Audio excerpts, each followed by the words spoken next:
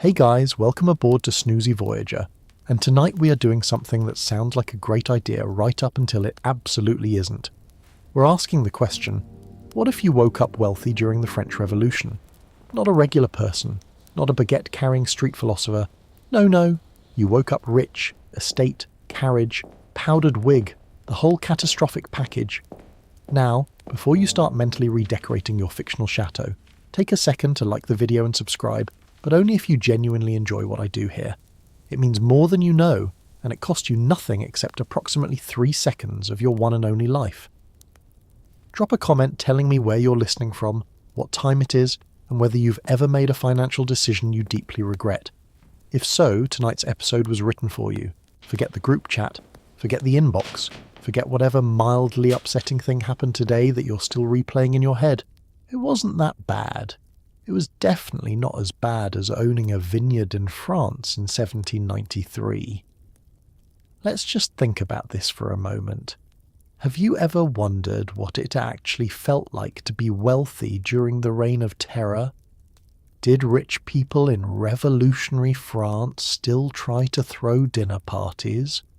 Or did they just stare out their enormous windows waiting for someone to come and ruin their evening? What did you wear when your entire wardrobe was a political liability? Did the servants still show up, or did they unionize and leave? Could you bribe your way out of a tribunal, or did money just make you more conspicuous, like wearing a neon sign that says "I used to own peasants"? And what about your neighbours? Were they plotting against you, or were they too busy plotting against each other to get around to you? Was there a single safe thing to eat that wasn't either spoiled, politicised, or suspiciously symbolic? And the big one, the one that kept every wealthy Parisian up at night, could you get out? Could you actually flee? Or had they already sealed the borders, seized the roads, and posted very motivated young men with muskets at every exit? Congratulations, you've just woken up wealthy in Paris, France. The year is 1793. Your house is extraordinary. Your prospects are not. The revolution has been going for 4 years, the king has just lost his head, and the Committee of Public Safety has decided that safety is for everyone except you specifically. Good morning. Try not to make any sudden movements. Your house is, by any reasonable standard, spectacular. 3 stories of pale limestone facing a private courtyard, a formal garden that requires 5 men to maintain, a library you've never read, and at least 2 staircases you've personally never used. By the standards of 1793 Paris, this is also the single most dangerous thing you own. The revolution has a specific and deeply personal hatred for houses like yours, not because they're ugly, but because they're proof. Proof that while half of Paris was paying 40% of its income for bread that was mostly chalk and sawdust, someone somewhere was installing decorative ironwork on their garden gate. Your house announces your guilt before you even open your mouth. In another era, it would be the envy of the arrondissement. In this one, it's a target. The problem isn't just the house itself. It's everything the house implies. It implies a history. It implies generations of land, title, income, and access that the revolution has spent 4 years systematically dismantling. The panelled walls, the parquet floors, the double-height windows that flood the salon with afternoon light, every square foot of this place is a document in an ongoing legal case against people exactly like you. The revolutionaries have a word for it: privilege. The word has been stripped of its neutral meaning and rebuilt into something closer to a crime. Your house is physical, undeniable privilege, and it is extremely difficult to make a 3-story limestone townhouse look modest. You have tried. The family crest above the entrance was removed in 1791, early enough that you could frame it as enthusiasm rather than fear. The formal portrait of your grandfather in court dress, the one where he's wearing enough gold thread to furnish a small apartment, came down from the main staircase and is currently in the attic under a linen sheet. You've replaced it with a printed engraving of Marianne, the allegorical figure of the Republic, which you purchased from a street vendor and which cost about as much as one of your grandfather's buttons. She watches you from the landing every morning. You try not to find this funny. The interior you can manage mostly. The exterior is harder. You cannot do anything about the facade, the courtyard gate, the garden, or the general silhouette of the building, which announces from the street exactly what kind of person lives inside. In the early days of the revolution, when the mood was festive and destructive in roughly equal measure, mobs attack the homes of known aristocrats, breaking windows, tearing down crests, occasionally much worse. You survived that period. Your house survived that period. But survival isn't comfort. And every morning when you look out at the street through those beautiful, expensive, historically incriminating windows, you're aware that the situation is not stable. The strange thing, and you have had 4 years to sit with the strangeness, is that you still love the house. That's the part nobody tells you about. You'd think that a building which has become a liability, which requires constant management and camouflage and careful apology, would stop feeling like home. It doesn't. The light in the salon at 4 in the afternoon is still exactly the same as it was when you were a child. The garden still smells the same in June. Your children know which stairs creak, the same ones you knew, the same ones your father knew before you. Home has a way of persisting, even when everything outside its walls is trying to make you ashamed of it. You love the house. You just wish, periodically and urgently, that it were approximately 1/3 the size. Waking up wealthy in revolutionary Paris follows a very specific routine, and none of it involves the leisurely breakfast you were promised by the architecture. You rise, ideally before anyone else in the household, and your first task, even before coffee, even before the chamber pot, is to check whether the atmosphere outside has shifted overnight. You listen. Has anyone been shouting your name in the street? Is there a crowd? Are the sounds of the city the normal sounds, the carts and the bells and the distant arguing, or are they the specific sounds that mean something bad is travelling in your direction? This is the revolutionary version of checking your phone first thing in the morning, and it has the same effect on your blood pressure, except worse, because the notifications occasionally end in arrest. The ritual has developed slowly over 4 years, like a callus, something the skin builds in response to repeated pressure. In the beginning, you slept normally. Then you started waking early. Then you started waking earlier. Then you started sleeping lightly, which is different from waking early in the way that a cold floor is different from falling through ice. Now you lie in the dark of a room that smells like beeswax candles and old wood, and listen to Paris the way a ship's captain listens to the sea, not for specific sounds, but for changes in the quality of sound. The city has a normal noise. You know it. Anything outside that norm is information. There is a particular sound you dread most, which is groups of men moving with purpose at an hour when groups of men are not supposed to be moving. The revolutionary committees and their enforcement squads prefer to conduct arrests in the early morning for the same reason marketers send emails at 9 a.m. It catches people before they've had time to think, before they've had time to run, before they've had time to compose themselves into something other than terrified. You know this. You have heard, second and third hand, from people who were not arrested and from people who were, that the sound preceding a visit from the committee's men is very specific. You have constructed it in your imagination so thoroughly that you occasionally hear it when it isn't there. So you listen. Usually nothing. Usually Paris just waking up in its normal catastrophic fashion, the fishwives arguing, the church bells that have been replaced with Republican chimes, but still sound essentially the same, a dog somewhere, a cartwheel on cobblestones, the general low percussion of a city of 500,000 people beginning another day. On the days when it's just that, just the ordinary noise, something in your chest loosens very slightly, not relaxes, just loosens. There's a distinction. Then you get up. You dress without calling for the valet because dressing yourself is a thing you've taught yourself to do. Because a man who needs help putting on his own trousers is a man who was raised in a world that no longer exists, and advertising that fact at 7 in the morning seems unwise. You check the window, the street, the courtyard, the garden gate. You note who is walking past and how they're walking. Purposeful is fine. Purposeful and looking at your house is not fine. Most mornings are fine.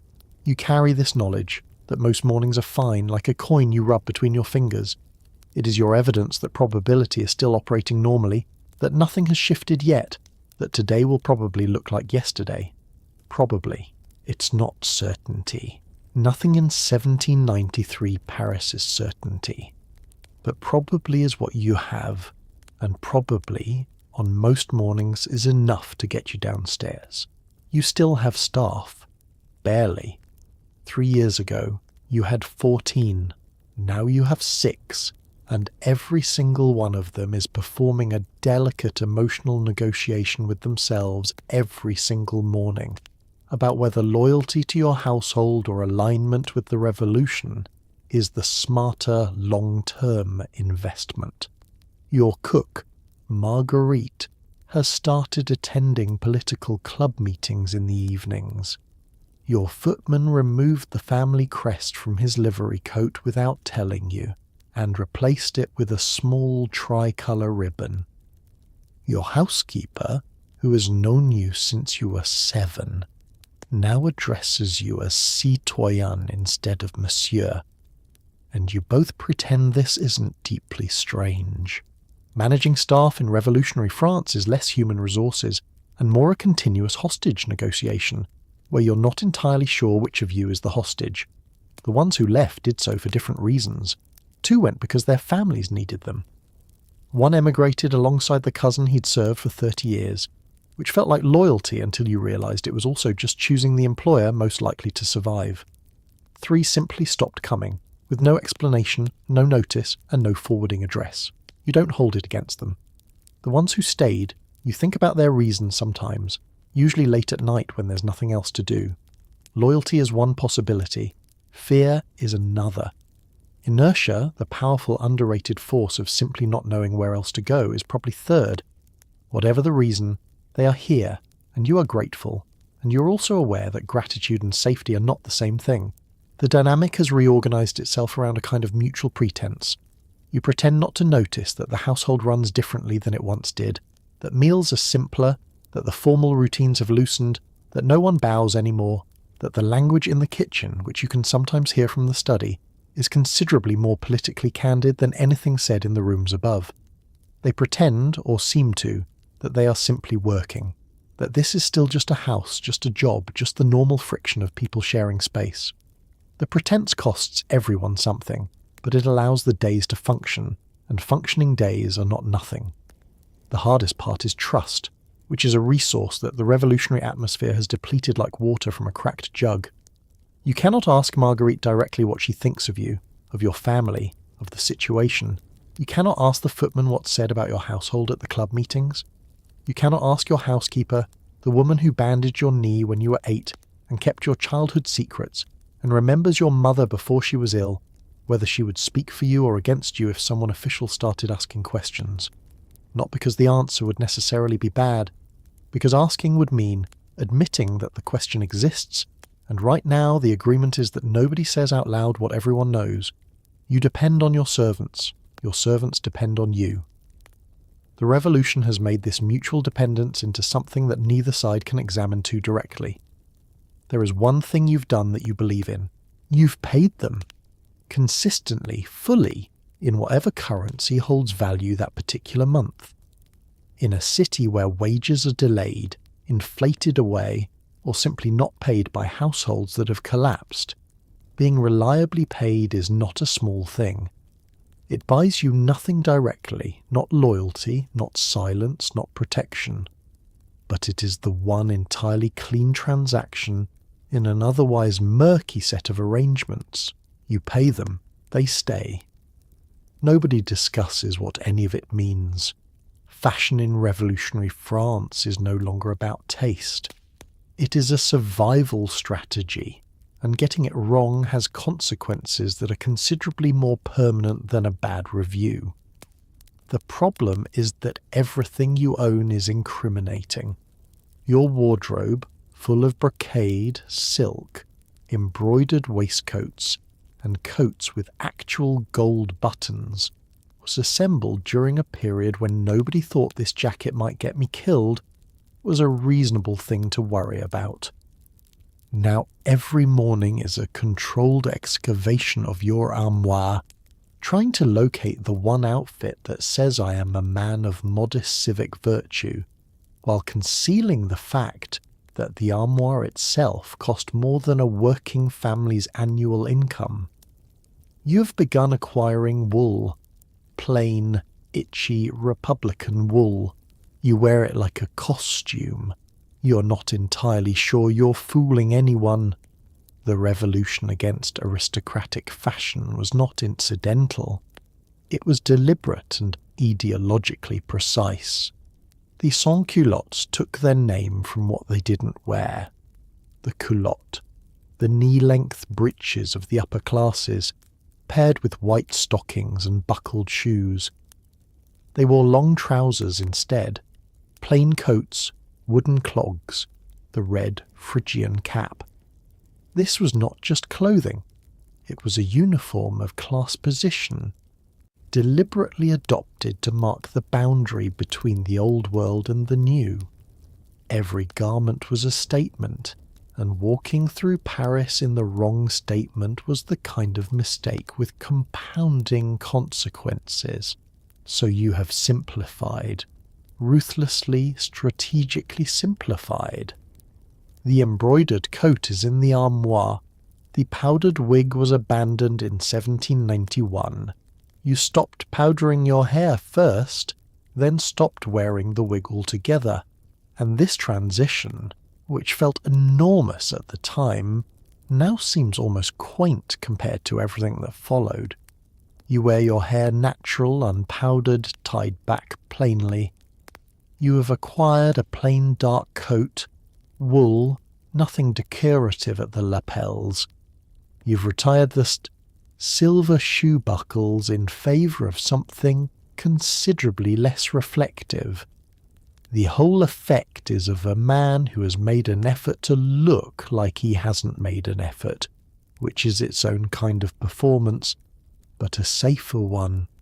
The women have it differently. Revolutionary fashion for women flattened the extravagant silhouettes of the Ancien Regime. No towering powdered hairstyles, no panniers, no elaborate confections of silk and feather that practically required their own introductions at parties. The new aesthetic was simpler, drawn partly from classical imagery and partly from a general suspicion of excess. White muslin, natural waistlines, uncomplicated hair. Your wife, if you have one, navigates this with the specific competence that women brought to the revolutionary period's social demands. A practical understanding that how you present yourself is a form of communication, and that communicating correctly is a survival skill, not a vanity. The thing nobody tells you about dressing simply when you have spent your entire life surrounded by beautiful things is how much you miss the texture. Not the status, or not only the status, but the actual physical sensation of well-made cloth, the weight of good wool, the specific warmth of a properly lined coat in January. The plain stuff you're wearing now is honest and functional, and itches in a way that feels most mornings like a low-grade rebuke. You wear it anyway. You will wear it every day until you don't have to, and you do not think about when that day might arrive, because thinking about it too specifically is a luxury you can't currently afford either. Breakfast is complicated, not for the usual reasons, not because the bread is stale or the eggs are cold, but because everything on your table has become symbolic. White bread is aristocratic. Wine from the wrong region is suspicious. Sugar, imported and expensive, is the kind of luxury that gets whispered about. You have instructed your cook to prepare simpler meals, partly out of genuine caution, and partly because you have started to internalize the revolutionary logic that visible indulgence is a form of aggression. So you eat porridge. You, who once had a pastry chef. You sit at your long mahogany table, which you cannot exactly hide, and eat porridge in a silk dressing gown, and the irony is so thick you could serve it in a bowl. Food in Paris in 1793 is not just a matter of taste and class. It is a matter of politics, economics, and genuine scarcity that runs through the city like a fault line. The harvest of 1792 was poor.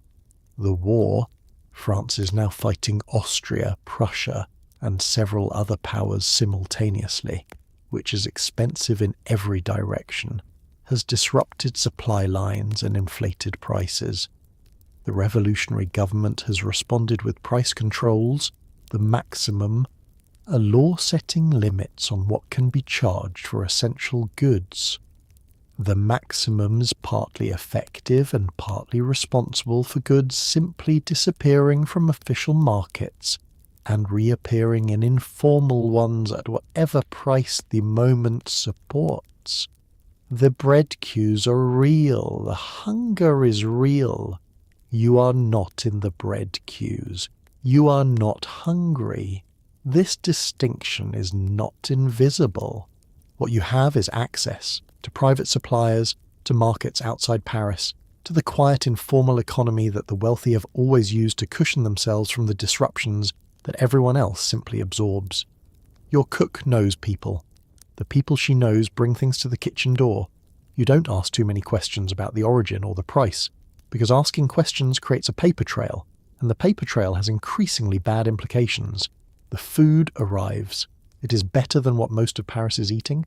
You eat it quickly, without ceremony, and with a background awareness that this particular gap between your table and the city's reality is exactly the kind of detail that, narrated correctly in front of a tribunal, becomes a charge. You've made one genuine change. You've stopped entertaining in the way you once did. The formal dinners, 8 courses, silverware, a table set to impress, are gone, partly because the company isn't there anymore. The social world that sustained that kind of evening has mostly emigrated or gone to ground.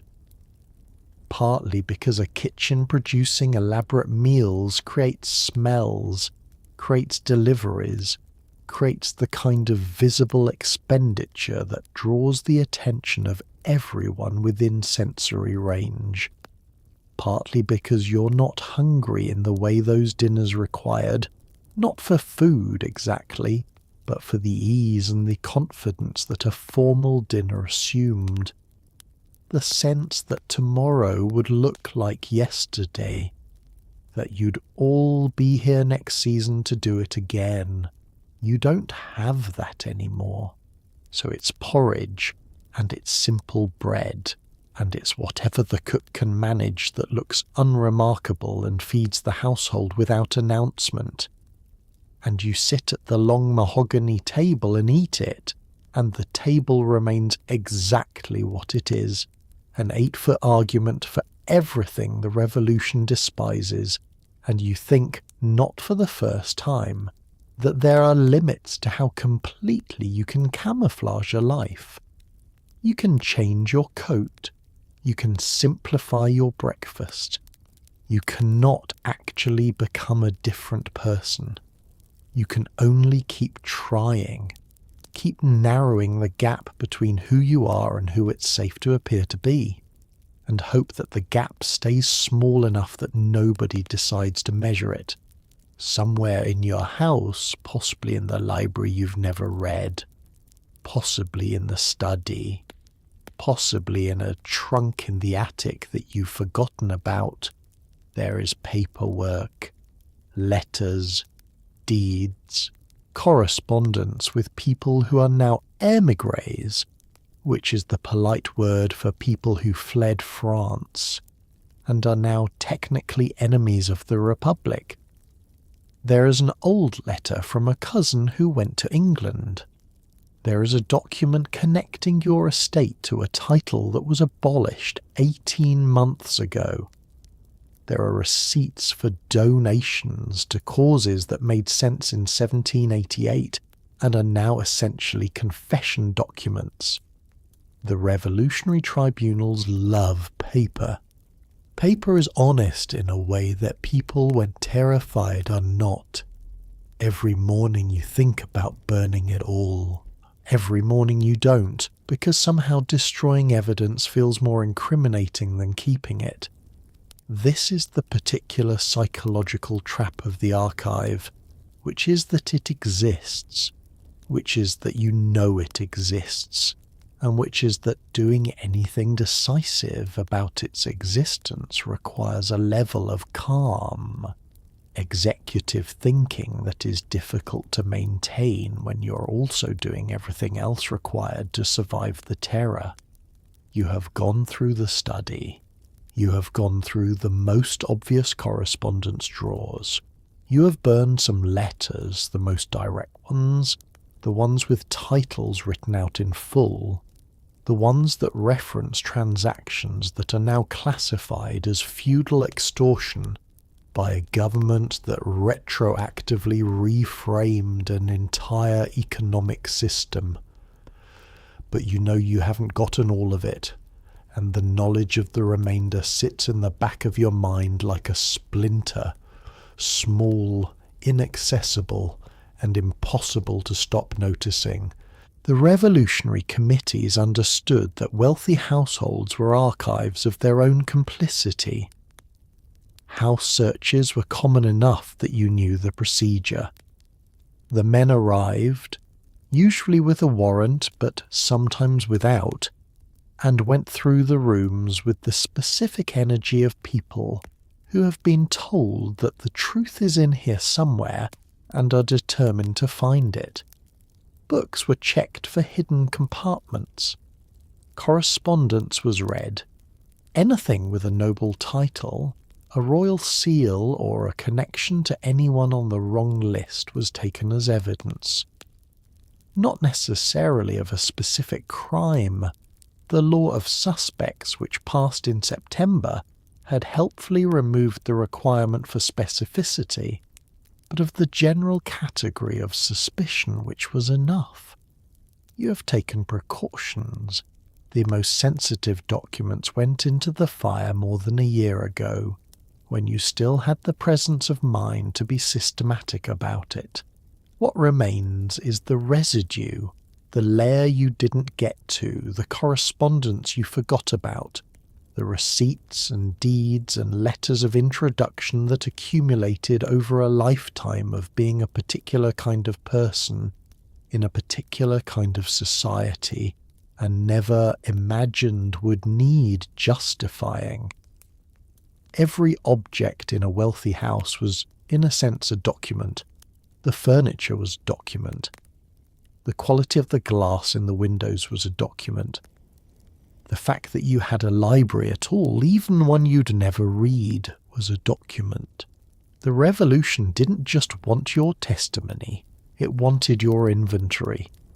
What you've decided after 4 years of sitting with the question is that the paper is less dangerous than the reaction to the paper. A man who has burned everything is a man who had something to burn. A man with a normal accumulation of documents from an unremarkable life is just a man with a filing problem. So you've left the remainder where it is mostly, and you've constructed a cover story for each of the most problematic items.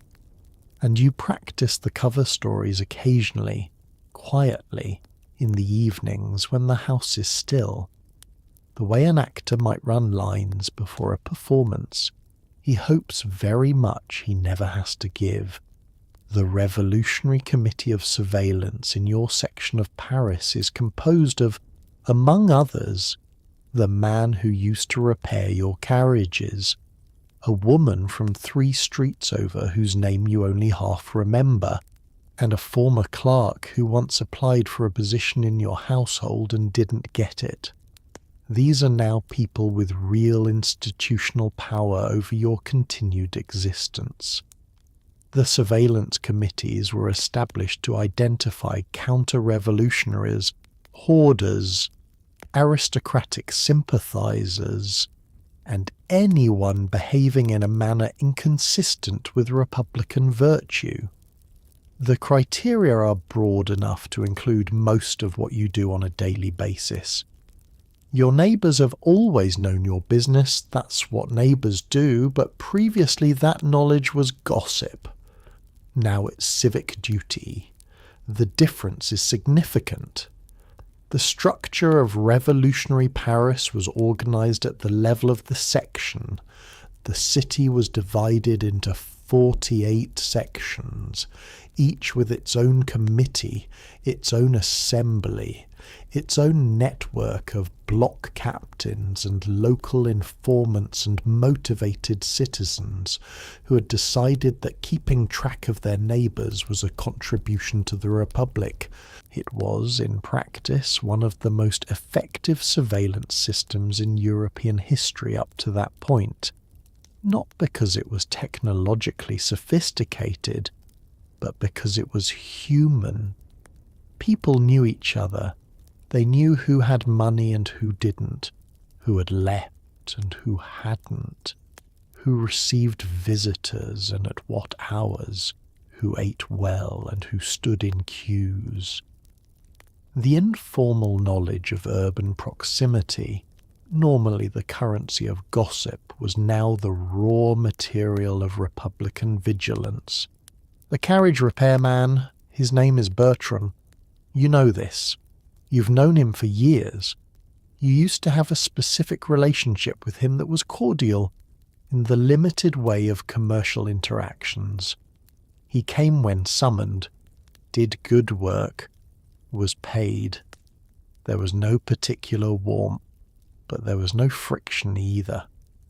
That was the old relationship, the one organised around the natural hierarchy of the period, where the man who owned the carriage and the man who fixed it occupied clearly defined positions, and everyone understood the arrangement. The new relationship is harder to read. He has power, you don't, in the specific institutional sense. He has knowledge of you, of your household, your habits, the quality of your equipage before you stopped using it. That is now potentially useful in ways that did not exist before 1789. When you pass him in the street, you nod. He nods. Neither of you knows what the other is thinking. This is probably for the best. The former clerk is a different category of neighbour. His name is... It doesn't matter what his name is. You know who he is, which is a man who presented himself at your household 4 years ago with a letter of introduction and a quietly desperate air, who interviewed for a position as secretary or assistant or something administrative, who was not hired because there were other candidates and he was not the best one, and nobody in 1788 was imagining the consequences of that kind of ordinary decision. He is now on the committee. He has not yet done anything directly to you. This is either because he's forgotten, or because he's blameless and holds no grudge, or because he's building a case, and you genuinely cannot determine which of these is true, and it keeps you awake at a specific hour, around 3 usually.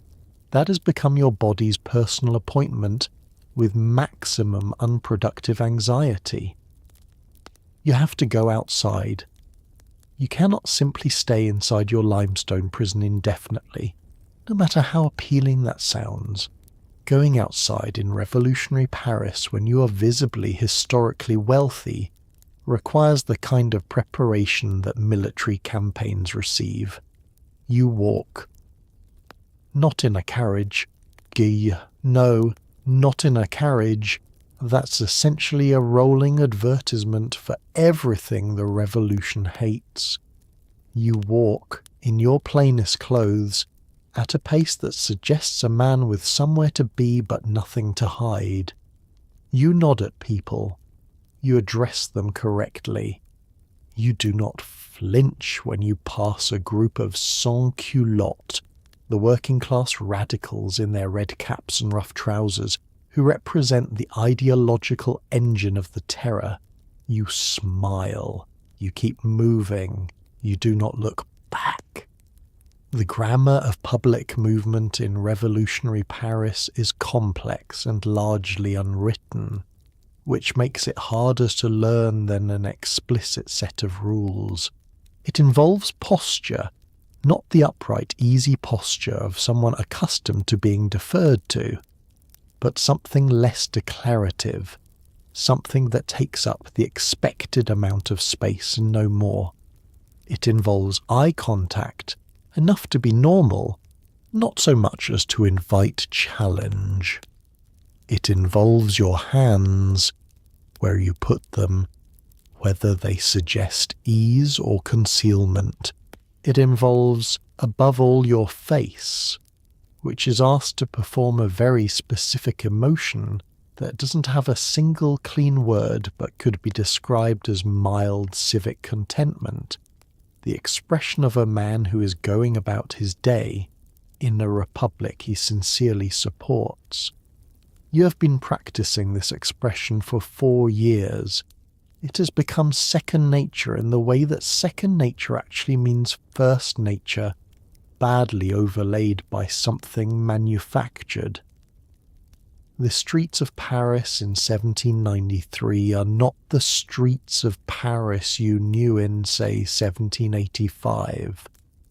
The physical infrastructure is largely the same cobblestones, the same narrow passages, the same sudden opening onto a broad square, but the atmosphere has been thoroughly redecorated. Liberty trees planted in public squares, busts of Brutus and other Republican heroes installed in corners where saints used to stand, tricolour flags, slogans on walls, liberté, égalité, fraternité, and also more specific slogans, more urgent ones, the kind that remind you that the Republic has enemies and the enemies are everywhere, and the vigilant citizen is the Republic's first line of defence. Walking through this is a daily recalibration. You read the slogans, you note the new busts, you observe which corners have acquired a cluster of red caps, and you adjust your route accordingly. There are places you avoid. The section assembly hall on busy meeting nights, the area near the Palais de Justice, which has developed its own gravity, a heaviness of purpose that you can feel in the air around it. The specific cafes that have become informal headquarters for the more radical clubs. You are not hiding. Hiding is conspicuous. But you have mapped the city according to a new set of risk coordinates, and your daily routes follow those coordinates with the efficiency of someone who has done the calculation so many times it's automatic. You walk home the long way. You always know 2 routes back. You have never explained this to anyone, and no one has asked. The bread queues in Paris in 1793 begin before dawn and sometimes last past noon. Women, it is almost always women, because the men are at war at the clubs, stand for hours in cold, damp streets waiting for loaves that may or may not arrive, that may or may not be affordable, that may or may not be made of actual wheat. You do not stand in bread queues. Your cook sends a servant who goes early, who pays more than the maximum price quietly and comes home quickly. And this transaction, so simple, so human, is also technically illegal because the revolutionary government has set price caps on bread, and paying above them is the kind of infraction that can snowball into something much larger if the wrong person notices. You know this. You do it anyway. This is the quiet, daily moral texture of wealth in a city on fire. The bread crisis is not an abstraction. It is the original engine of the revolution, not the philosophical arguments about rights and representation, which mattered enormously to certain people, but the completely immediate physical fact that the poorest Parisians were spending most of their income on a staple food that was unreliably available and frequently adulterated. The Women's March to Versailles in 1789, 10,000 women walking in the rain to confront a king about grain prices, is one of the revolution's founding events. Bread is not metaphor here. Bread is bread. The lack of it is the reason that everything else unraveled. You have not gone hungry in your life. This is a fact about you that is entirely outside your control. You were born into the household you were born into, and the household ensured the food arrived. And this has continued to be true through the revolution, in a way that it has not been true for an enormous proportion of the city. There are moments when this awareness moves out of the background and sits directly in front of you, demanding attention. When your cook mentions, matter-of-factly, that the queue was particularly long this morning. When you hear, from someone who moves through more of the city than you do, that a woman fainted in a queue near the Faubourg Saint-Antoine, that children are being sent out to stand in queues because they are small and less conspicuous targets for the frustrations of the crowd. These reports arrive, and you absorb them in the specific way of someone who knows. The information is important and cannot do very much about it without creating more problems than it solves. What you've done, what seems to you the minimum, is this. You've paid your remaining staff fairly, in currency that retains some value, at intervals they can count on. You've not laid anyone off when it might have been financially prudent to do so. You've asked Marguerite, your cook, to prepare one additional simple meal each week that can go to the family of the gatekeeper, who has 4 children, and whose husband is at the front. These are not gestures that feel adequate. They are gestures that feel like what you can manage without drawing attention, which is the constant limiting condition of your charity. You can help, but you cannot help visibly, because visible help from someone of your background reads not as generosity but as the performance of generosity, which is itself a charge, a proof of condescension, a confirmation that you still see yourself as the person who gives and them as the people who receive, which is, in fairness, still more or less what you are. You just can't say it out loud anymore. You're not sure you should have been able to say it out loud before. There are political clubs all over Paris. The Jacobins are the most powerful. The Cordeliers are louder. There are section assemblies, popular societies, fraternal societies, meeting after meeting after meeting of citizens exercising their right to speak, debate, denounce, and occasionally lose control of the room entirely. You should probably attend one. Not because you want to, not because you believe in any of it with the particular fervour the moment demands, but because absence is suspicious. The man who never shows up to the section assembly is the man who doesn't care about the Republic, and not caring about the Republic in 1793 Paris is itself a kind of crime. So you go, you sit near the back, you applaud at the right moments, which requires close attention, because the right moments shift, and you vote yes on things that cost you nothing to vote yes on, and hope that tonight's agenda doesn't include anything about you specifically. The section assembly is a genuine exercise in popular democracy, and also one of the most stressful evenings you will experience on any given week. It meets in a converted church hall, which has been appropriately stripped of its religious imagery and refurnished with benches and a podium and a table for the committee at the front. The room smells of tallow candles, wet coats, and the specific human heat of too many people in an enclosed space. The meetings are long. They begin with administrative business, permits, certificates, local disputes, the grinding bureaucratic reality of governing a section of 40,000 people with no established precedent and a great deal of improvisation. Then they open to general speeches, which is where the energy shifts. Orators in the revolutionary clubs were not required to be qualified. They were required to be passionate, which is a much lower and also much more dangerous bar. Any citizen could stand and speak. Some were impressive, genuinely thoughtful people, reasoning carefully through difficult questions about justice and governance, and the shape of the republic they were trying to build. Others were frightening in the way that unchecked certainty is frightening.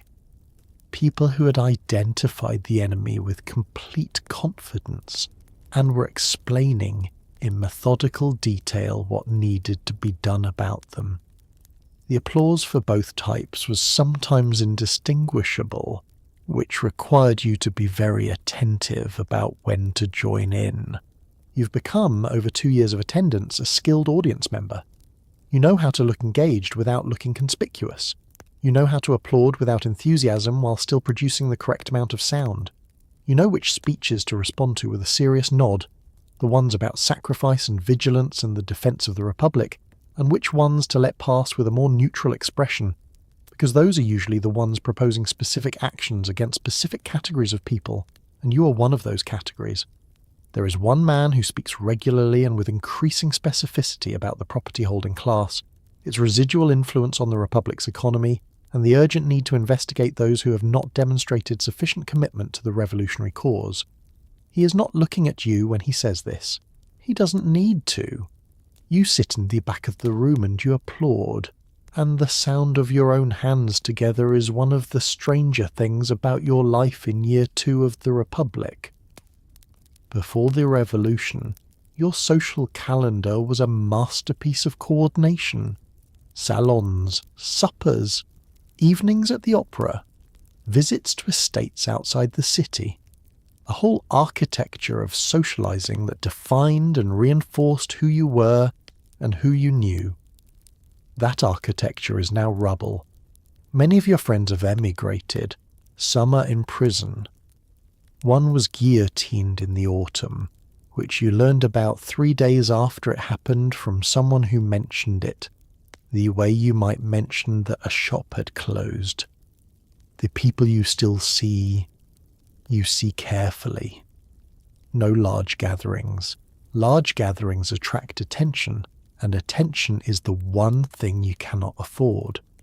Small suppers, quiet, at homes that are not too grand. You eat simply. You don't discuss politics. You discuss everything around politics carefully, like walking a path where you know there are holes but can't see exactly where they are. The salon as a social institution has not survived the revolution intact. It was always a specifically aristocratic and upper bourgeois phenomenon, a hostess, a regular evening, a roster of guests drawn from the overlapping worlds of philosophy, politics, literature and money, all gathered to talk about ideas while eating other people's food. In the 1780s, the great salons were the informal parliament of Parisian intellectual life.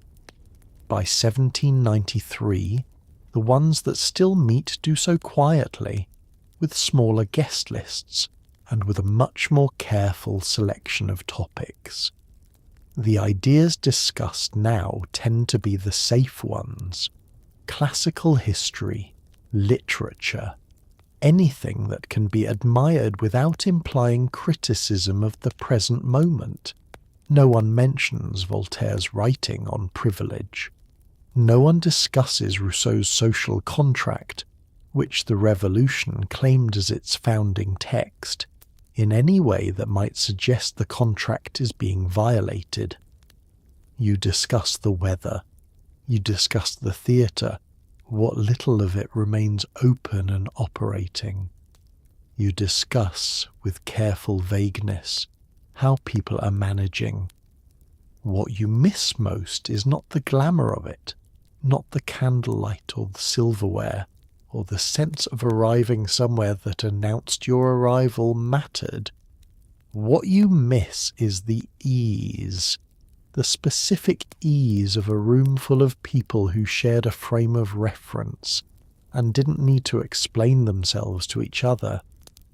There was a shorthand in those rooms, a set of assumptions about what was funny and what was serious, about how to disagree gracefully, about the invisible courtesy rules that kept conversation from becoming combat.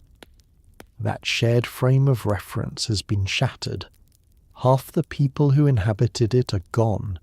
The other half are recalibrating so continuously that you can see the effort in their faces, the slight delay before they speak, the checking of the room before the sentence arrives. The friendships that remain are genuine in the stripped-down way that things become genuine when the performance is no longer sustainable. You know who stayed. You know which of your old circle kept their heads down and their mouths shut and continued to show up.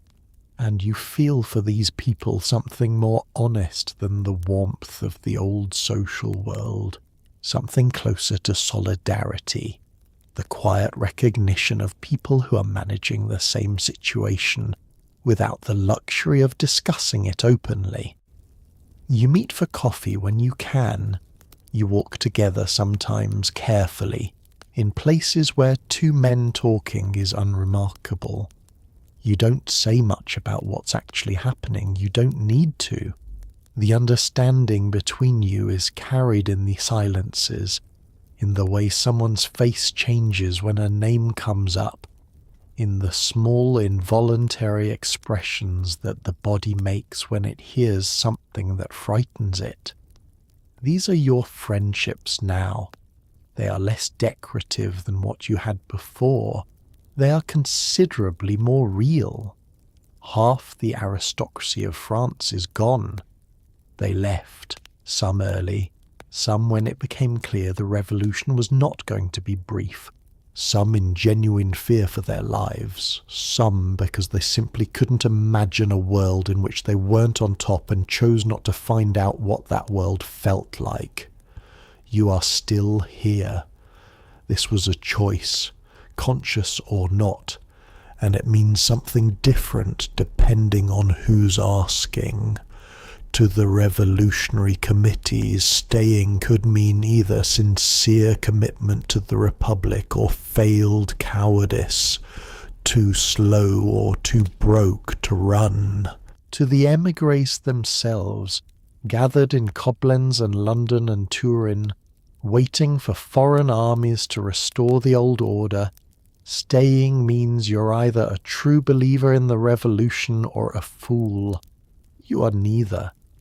You're a man with an estate you cannot sell, property you cannot liquidate fast enough, and an increasingly anxious feeling that you waited too long.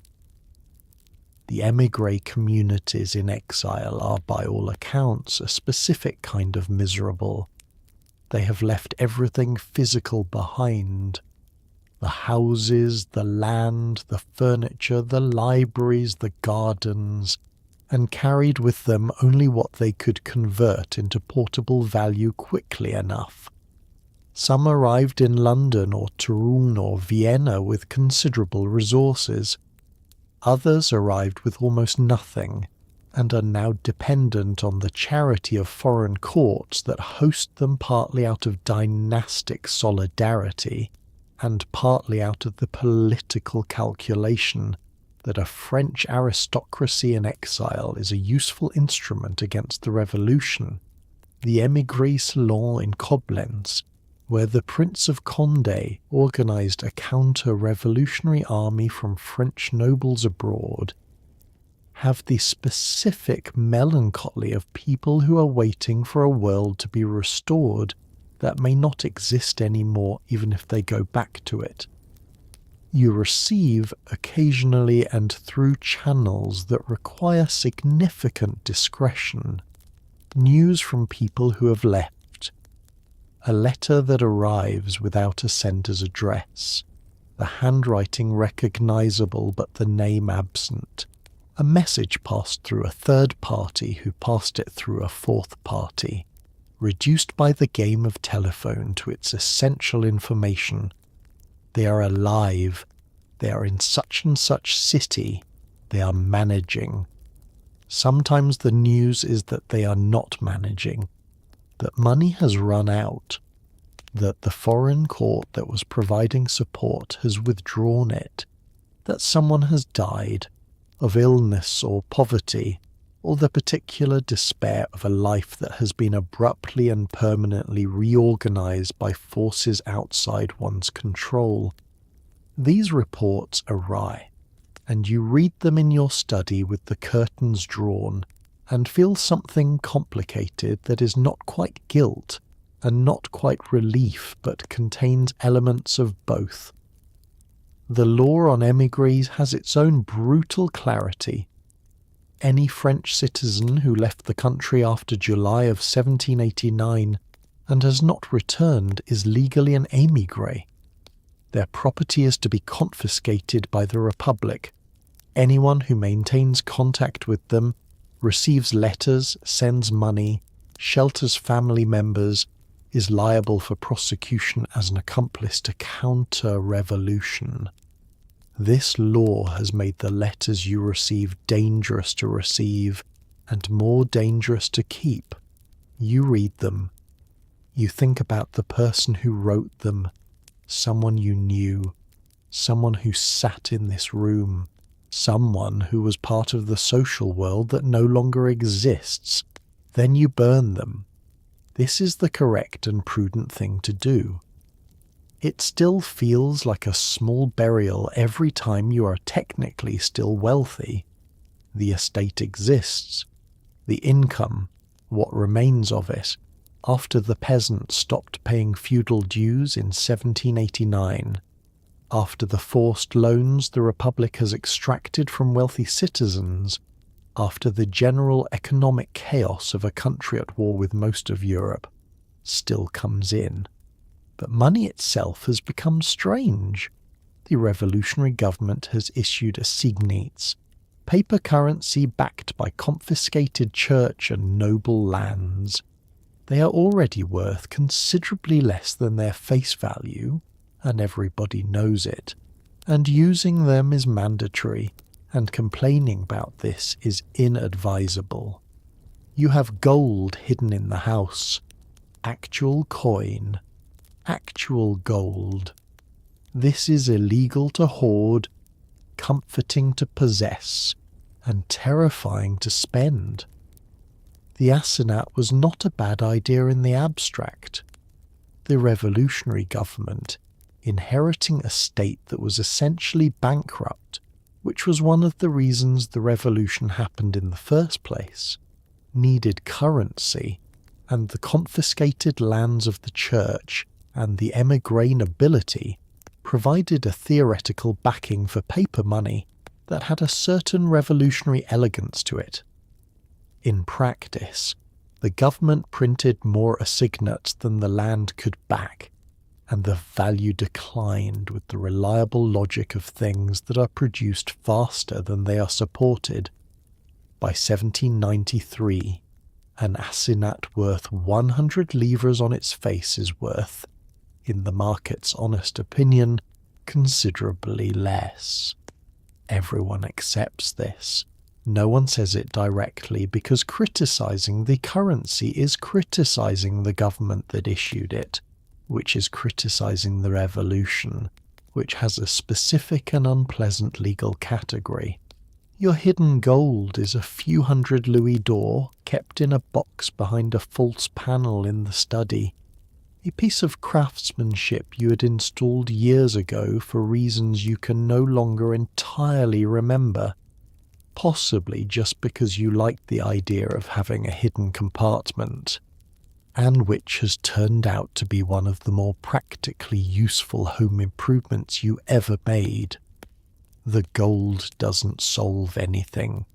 You can't spend it openly, because producing gold coin when paper currency is mandatory implies that you have been hoarding, which is illegal, and that you don't trust the Republic's currency, which is arguably worse. What you can do is use it very carefully, in very specific transactions, with people who will accept it quietly and not mention it. This is the invisible economy of the wealthy. In the revolutionary period, not exactly black market, but not exactly legal either, operating in the grey space between what the government has mandated and what people with resources and connections can actually arrange. The forced loans are the part that stings in a way that the general chaos doesn't. The Republic has levied taxes on wealthy citizens specifically, progressive contributions organised by section, assessed by the local committee, with the implied understanding that the size of your contribution is a reflection of your commitment to the Republic's survival. This is not a subtle instrument. You pay. You pay what is asked and occasionally slightly more, because slightly more than asked signals enthusiasm, while exactly what is asked might signal calculation. The difference between enthusiasm and calculation in the arithmetic of a revolutionary survival is worth considerably more than the extra few livres. You pay. You smile when you hand over the paper money. The man receiving it knows you would rather not. You know he knows. Everyone performs their role and moves on. If you have children old enough to understand what's happening, you've had to have several conversations with them that no parent in your position ever expected to have. You've told them what to say if asked about the family. You've given them a story, simple and rehearsed, about your father's modest origins, about your commitment to the Republic, about how the title was honorary and you never really cared about any of it. You've told them not to use certain words in front of servants, not to mention certain names, not to ask why the portrait of your grandfather in his court finery has been taken down from the main hall and replaced with a printed calendar of Republican festivals. Your children are learning ahead of schedule that the world is a place where what you say and what you think are not always the same thing. Children are remarkably good at understanding the rules of a changed world, and remarkably bad at understanding why the rules had to change. Your eldest, who is 12, has absorbed the new vocabulary with the efficiency of someone who has figured out that vocabulary is a tool, which it is, and is using it accordingly, addressing adults as citoyen and citoyenne, repeating Republican phrases at appropriate moments, wearing the tricolour ribbon with the natural ease of someone who has no memory of a world in which it wasn't there. This adaptation is impressive and also quietly heartbreaking, in the specific way that children being more pragmatic than their parents is always heartbreaking.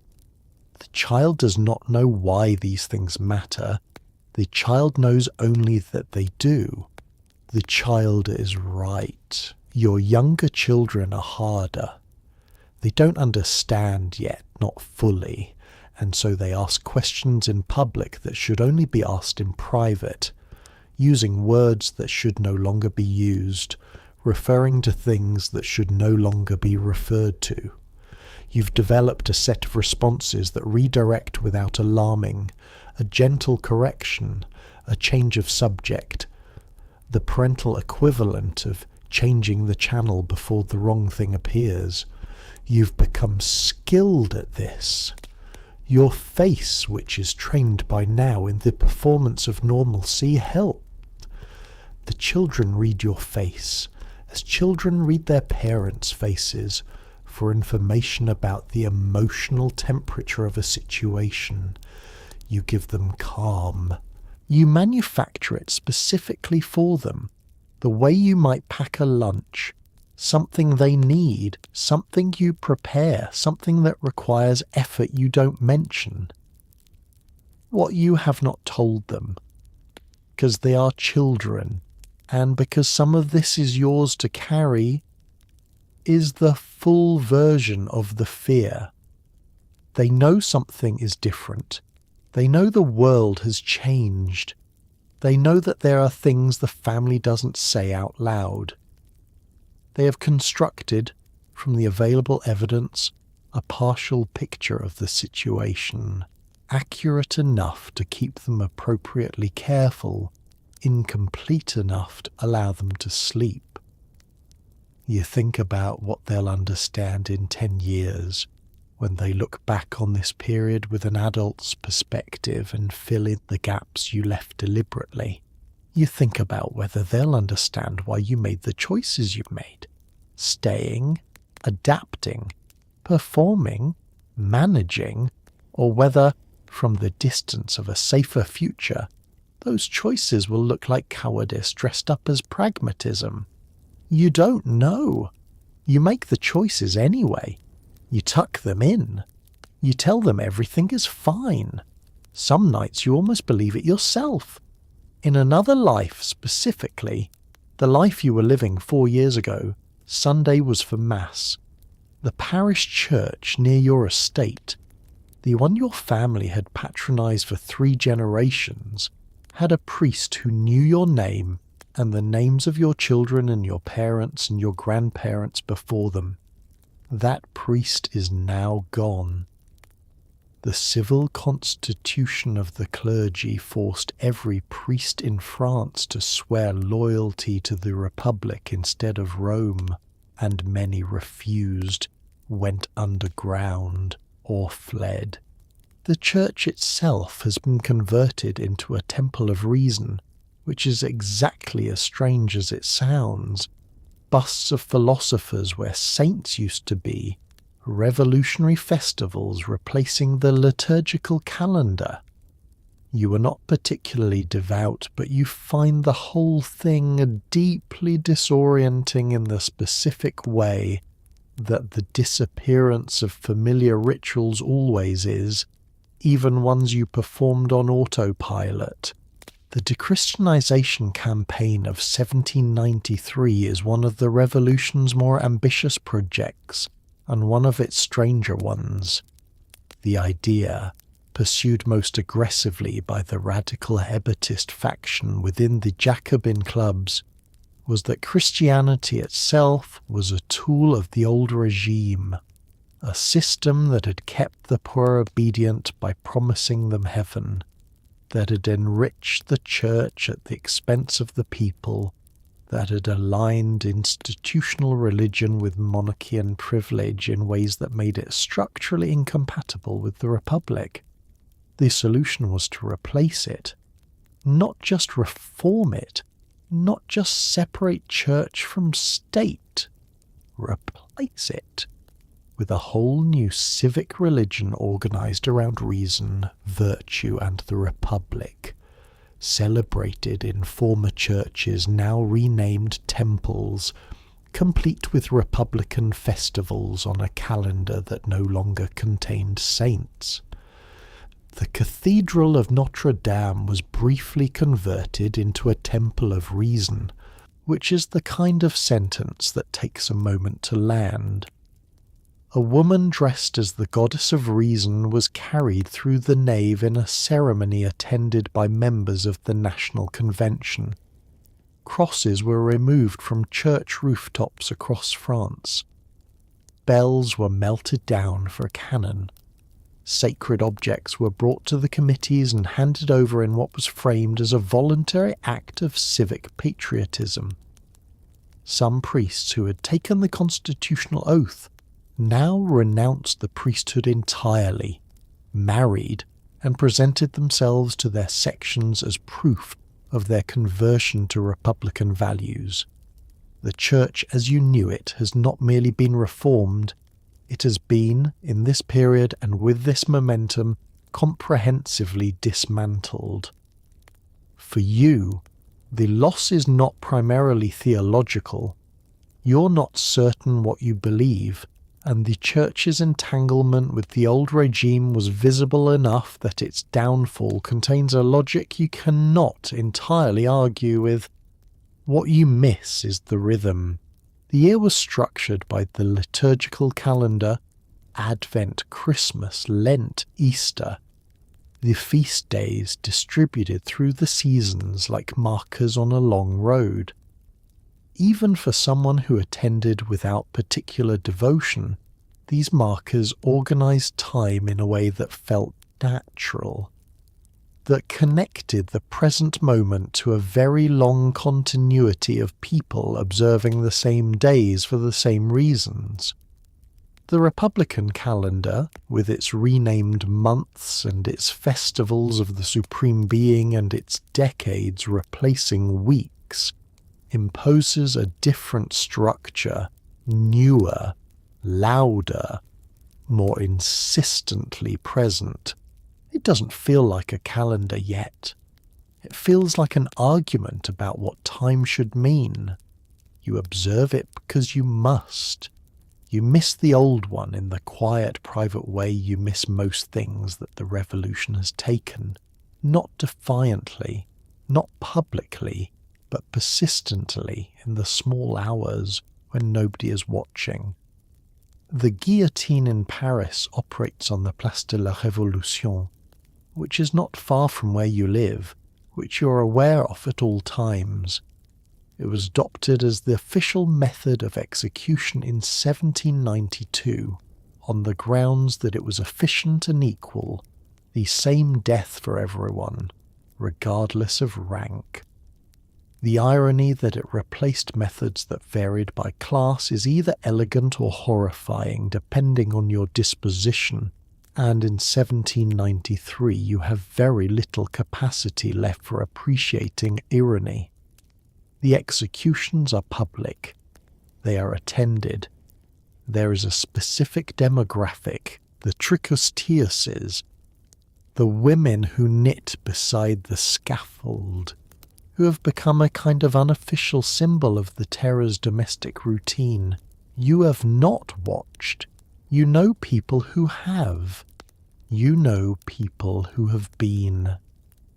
The guillotine was named after Dr. Joseph Ignace Guillotin, who did not invent it. Similar devices had existed in various forms for centuries, but who advocated for a standardized, painless method of execution that would apply equally to all condemned persons regardless of their social station. In the Ancien Regime, method of execution was itself a hierarchy. Nobles were beheaded, commoners were hanged. The worst crimes attracted the most theatrical punishments. Guillotin's proposal was that death at least should be democratic. The device was adopted in 1792. It has been operating continuously since. By the height of the terror, in 1793 and into 1794, it operates at a pace that makes the word continuously feel inadequate. Some days the cart makes multiple runs. These statistics, compiled by people who found it necessary to keep track, are not numbers you linger on. The sound is something people who live near the Place de la Révolution mention, and then do not mention again, because there is nothing useful to say about it.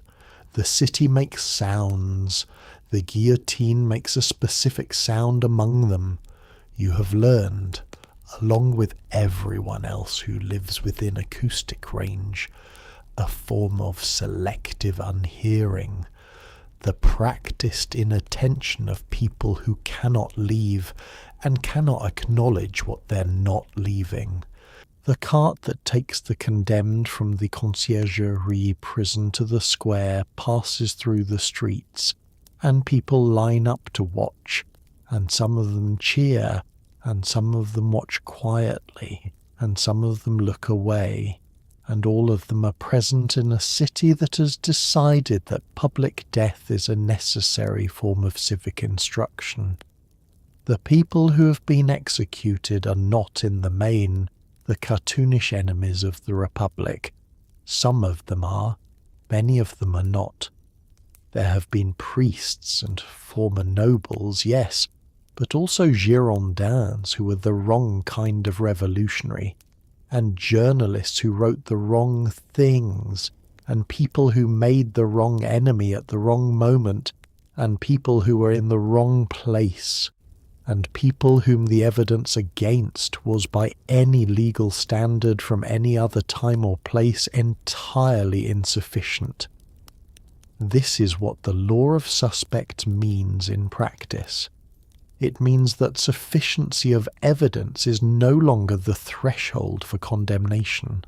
The threshold is suspicion, which is a much lower bar, which is the point. You know this.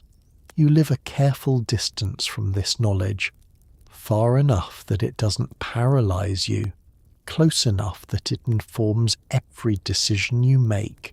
It is the background against which everything else in your life is conducted. It is the reason the morning listening happens, the reason the wardrobe has been simplified, the reason the paper has been mostly burned. It is the reason you are still here but still careful. It is the sound you are very good at not hearing. In October of 1793, the revolutionary government introduced a new calendar. Not just a new year, a new system entirely. 12 months of 30 days each, with names drawn from nature: Vendémiaire, Brumaire, Frimaire, Vintage, Mist, Frost. The week became 10 days. The decade, which meant one rest day in 10 instead of one in 7, which the workers noticed and did not appreciate. But this was not a government known for surveying public opinion. Sundays were abolished. Saints' days were abolished. The year was reset. Year 1 began with the Republic. You now live in Year 2. This sounds small. A calendar is just a calendar. But the calendar is how you understand time, and changing it is a way of saying that everything before was a different country, which in a real sense it was. You find yourself doing math every time you try to remember a date. The designer of the Republican calendar was a poet, which explains some things. Charles Fabien Giraud, and more substantially the philosopher Sylvain Maréchal and the mathematician Gilbert Rome, produced a system that is genuinely beautiful in the way that things designed entirely from scratch, unencumbered by the accumulated compromises of actual use, are often beautiful. The month names evoke the natural world with precision. Germinal for the month of germination, Florial for flowering, Thermidor for heat, Fructidor for fruit.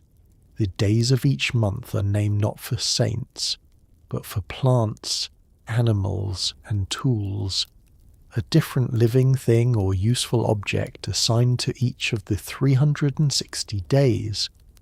The 5th day of Vendémiaire is the day of the horse. The 14th of Germinal is the day of the mandrake root. There is a day of the wheelbarrow.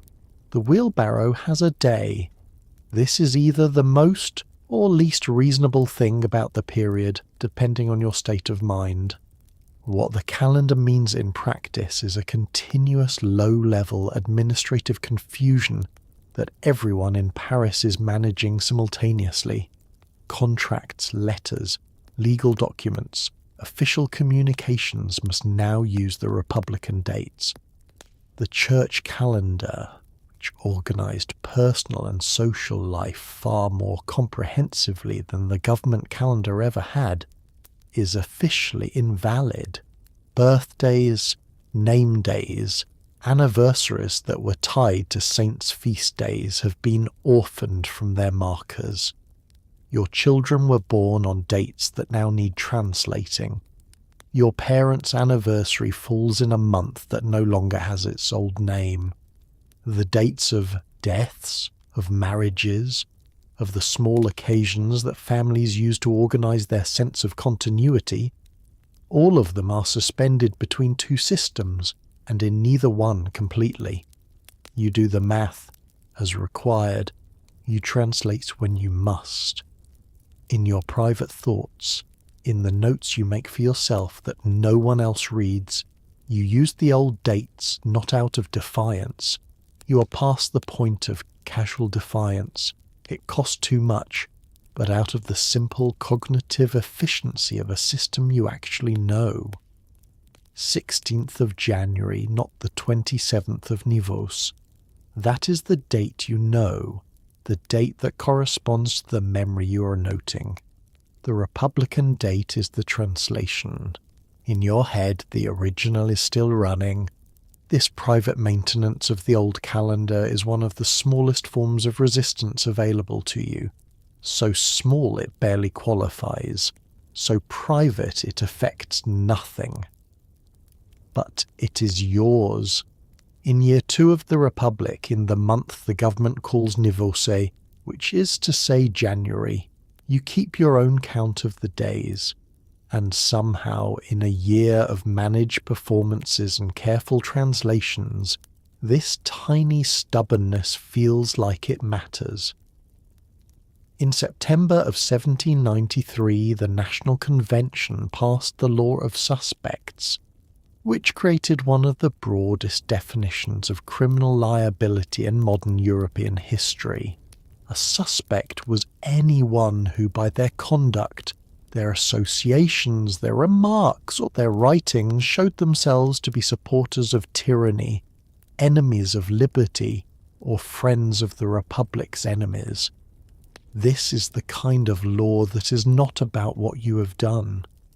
It's about who you are, who you know, and how you seem.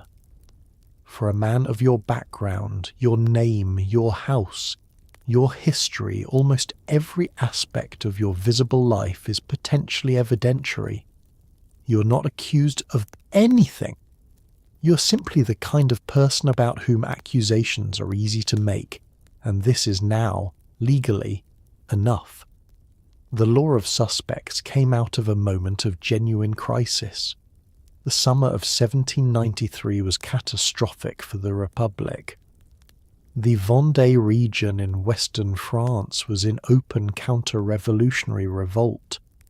The Federalist uprising had destabilized major cities including Lyon and Marseille. The Prussians and Austrians were pressing at the borders, and the assassination of the radical journalist Jean-Paul Marat by Charlotte Corday in July had electrified the atmosphere of paranoia to something close to incandescence.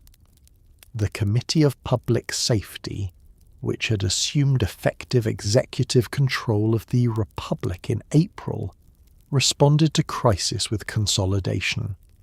The law of suspects was part of what became known as the Terror, systematic, institutionalized, rapid cycle justice designed to remove the Republic's internal enemies before they could act. The categories of suspect in the law are worth reading carefully, because they are written in the specific way that laws designed for broad application are written, in language general enough to capture almost anyone. Former nobles who have not demonstrated continuous and active attachment to the Republic are suspects.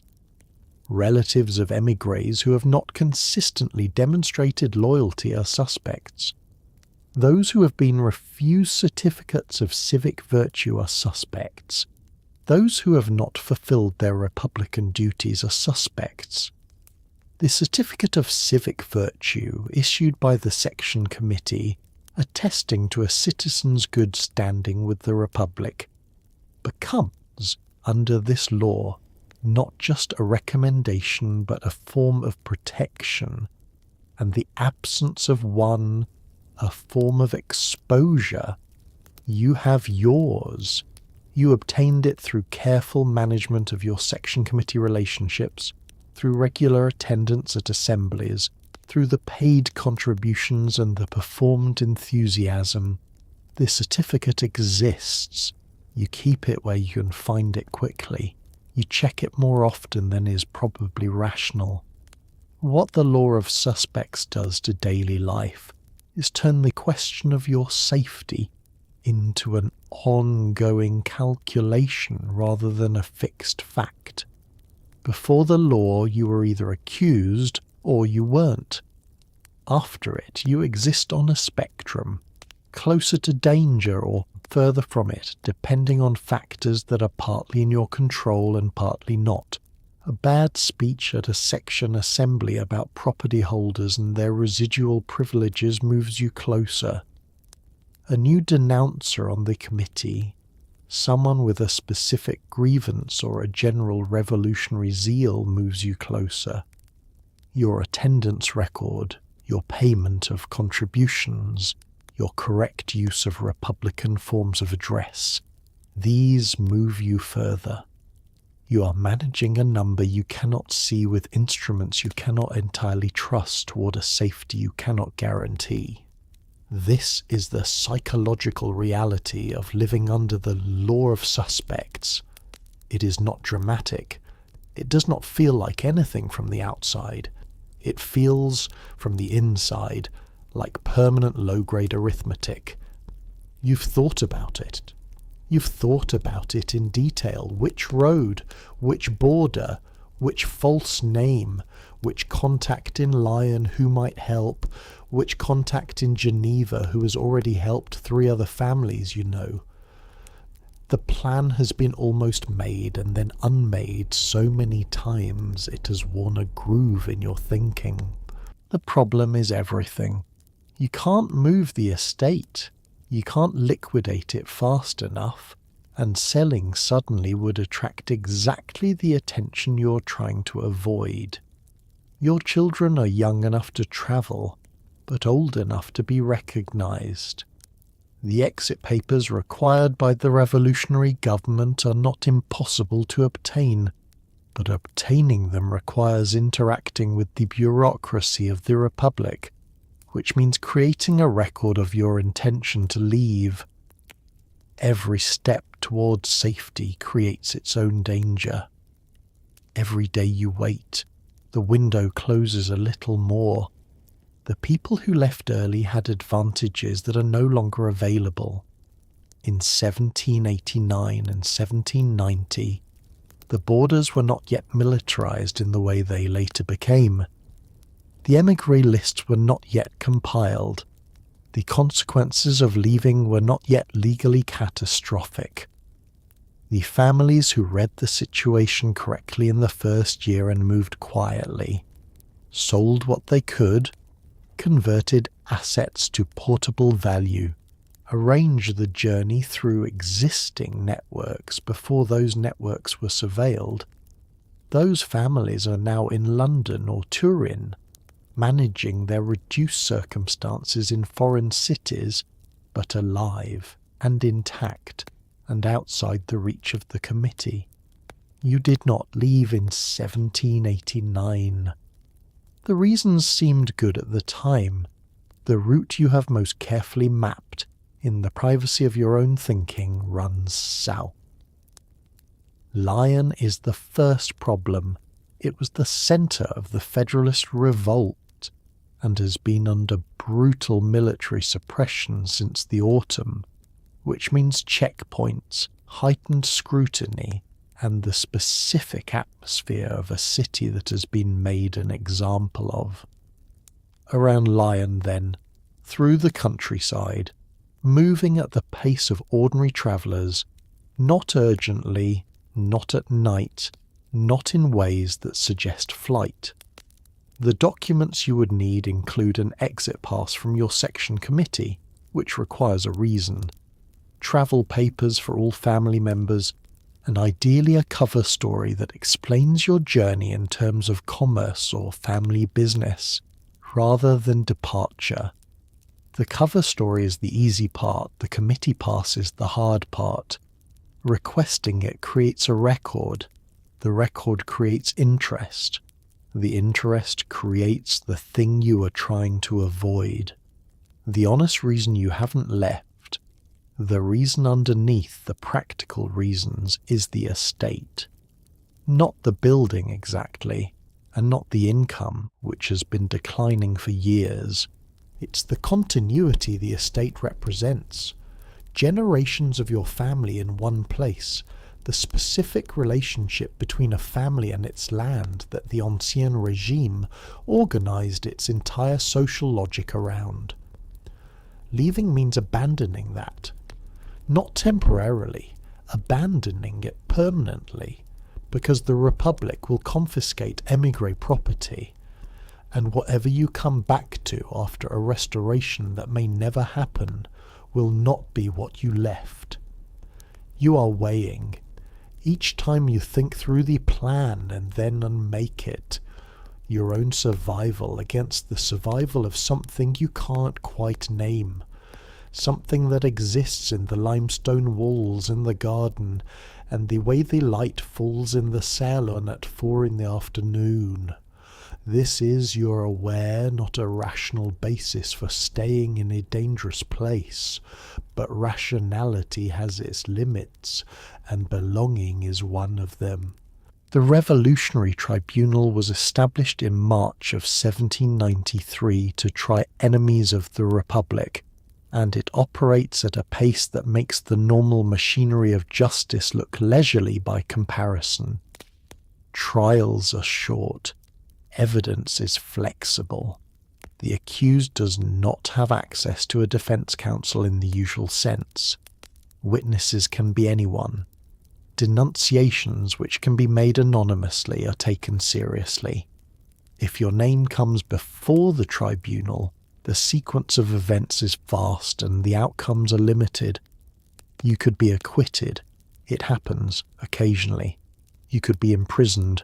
You could be condemned. The condensed nature of the proceedings is not an oversight. It is the point. Speed communicates revolutionary urgency.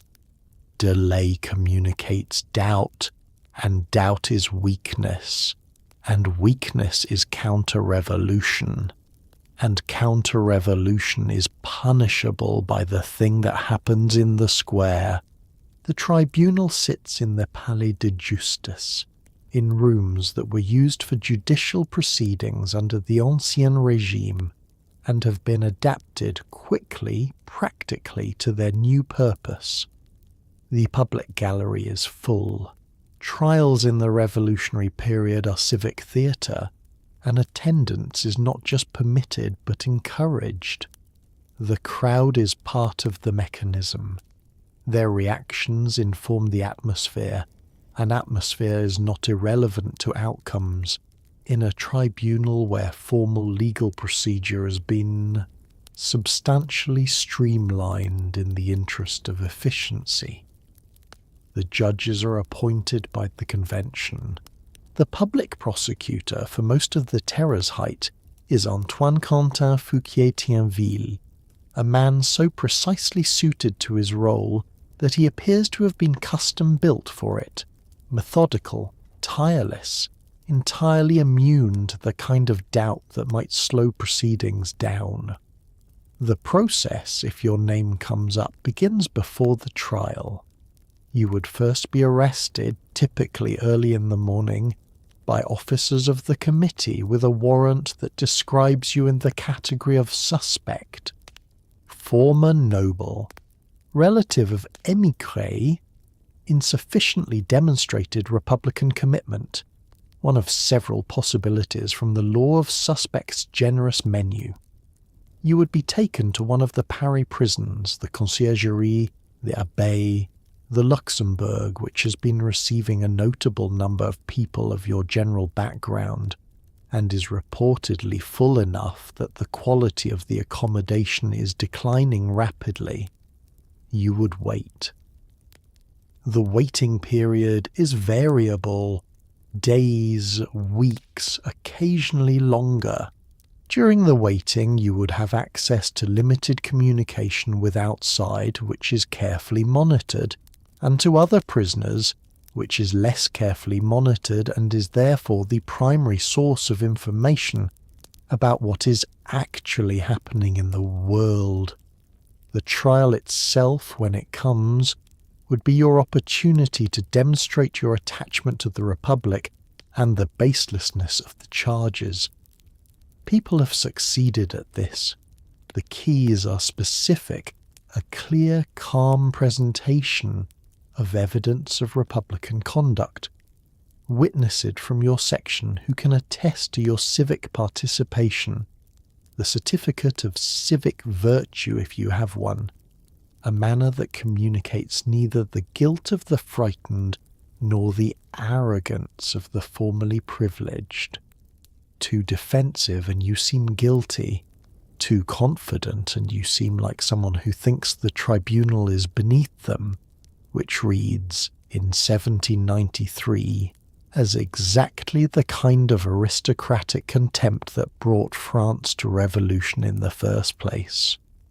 The correct performance is humble confidence, the citizen secure in his innocence and respectful of the Republic's processes. It is, as performances go, an extremely demanding one.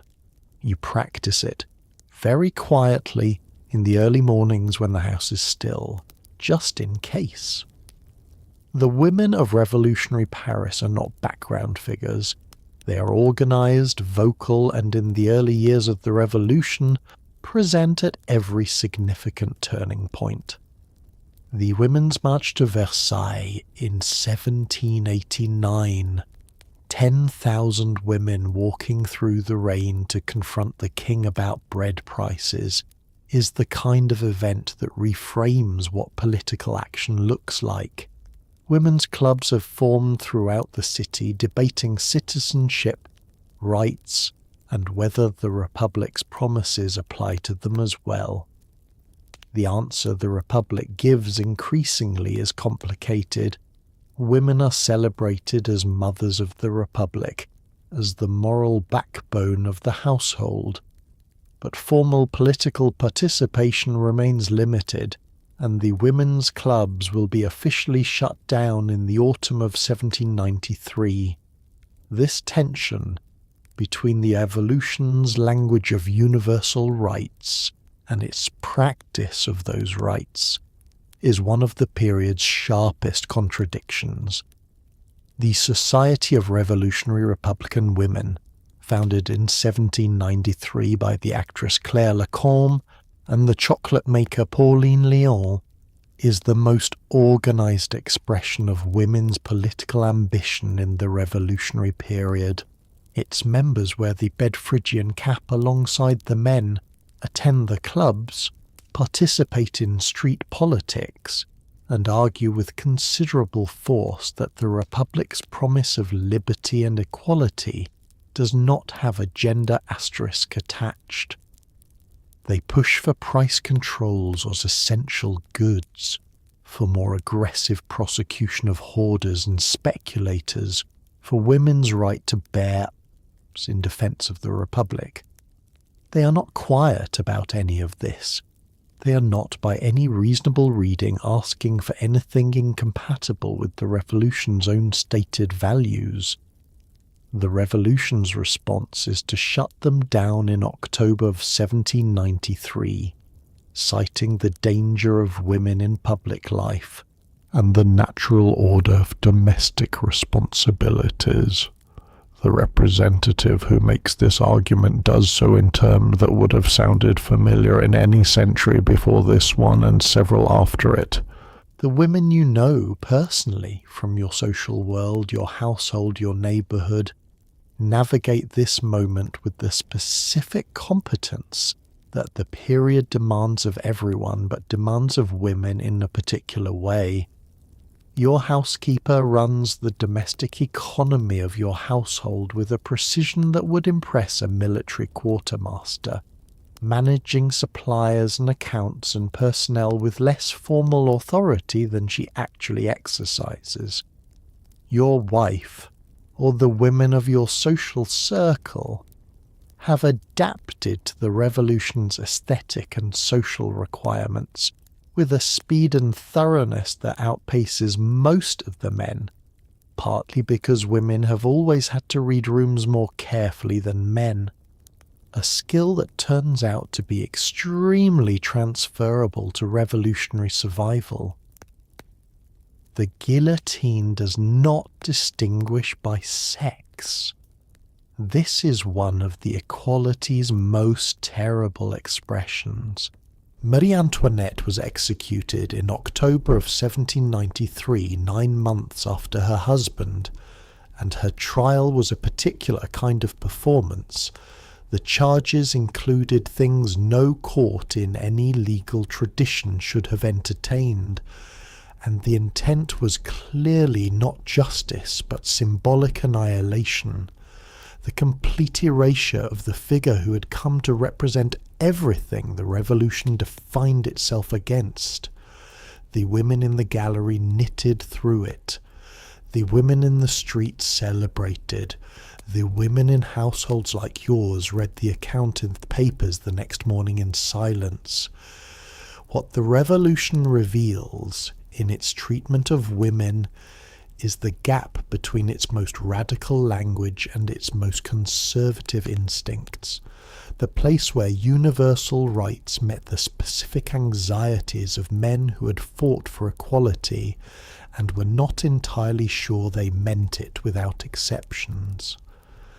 The women of 1793 pushed on that gap with everything they had. Some of them died for it. Most of them simply continued, managing households, standing in queues, raising children, doing the daily maintenance of life in a city at war with itself, and waited without much evidence for optimism, for a world that might eventually close the distance between what was promised and what was delivered. You have an estate outside Paris, a chateau in the Loire, or Burgundy, or somewhere with vineyards and clean air and the specific stillness that only a large property can produce. You have been thinking about retreating there, waiting out the worst of the terror in the countryside, away from the clubs and the emittees and the general electrical charge of a city in permanent revolutionary mode. This plan has two problems. The first is that the countryside has its own committees, its own surveillance networks, its own local scores being settled under the cover of revolutionary justice, old grudges between tenants and landowners now reframed as class conflict and acted upon accordingly. The second is that a wealthy Parisian arriving suddenly in a rural area with trunks and children is extremely conspicuous and immediately generates exactly the kind of local attention you are trying to escape. The revolution in the countryside is a different animal from the revolution in Paris, but it's not a milder one. Paris gets the philosophical architecture, the speeches, the clubs, the tribunals, the great ideological set pieces of the terror. The countryside gets the consequences of all of that, filtered through local conditions that vary enormously from one department to the next, administered by representatives on mission dispatched from Paris with broad powers, and, in some cases, an enthusiasm for those powers that goes considerably beyond what even the Committee of Public Safety intended. In Lyon, after the Federalist revolt was suppressed, the representative Jean-Marie Collot d'Herbois found the guillotine too slow for the volume of condemned, and resorted to mass shootings and drownings instead. In the Vendée, a civil war between Republican forces and royalist Catholic peasants produced atrocities on both sides that the official histories of the revolution have spent 2 centuries managing. The countryside is not a refuge. It is the same fire, just with different fuel. Your estate, wherever it sits in this geography, has its own local revolutionary committee, its own section, its own cast of neighbours who have been watching your family's relationship to the land for generations and have opinions about it. The abolition of feudal dues in 1789, the night of August 4th, when the nobles in the Constituent Assembly competed with each other in generosity, surrendering privileges that had been the economic foundation of rural aristocracy for centuries, ended the formal income structure of estates like yours. The tenants who once paid dues no longer do. The hunting rights, the mill rights, the various feudal incidentals that accumulated over centuries into a substantial supplementary income gone by law as of 4 years ago. What remains is the land itself, the tenant rents where those still apply, and a relationship with the local population that has been reorganized by the revolution in ways that have not been fully worked out yet. The old priest knew everyone by name and kept the peace between the chateau and the village in the specific way that the church mediated rural social relations for centuries. He is gone, or underground, or sworn to the Republic and therefore changed. The steward who managed the estate through your absences in Paris is managing something different now. A property whose symbolic meaning has been inverted. A house that was once the natural centre of the local world and is now, potentially, a monument to everything the surrounding village was told to resent. Some landlords have been well treated by their tenants in this period. Genuine affection, genuine respect, real relationships that survived the ideological reorganization. Others have not. You do not know with certainty which category you are in. Distance from the estate has made this harder to assess, and going there to find out carries its own risks.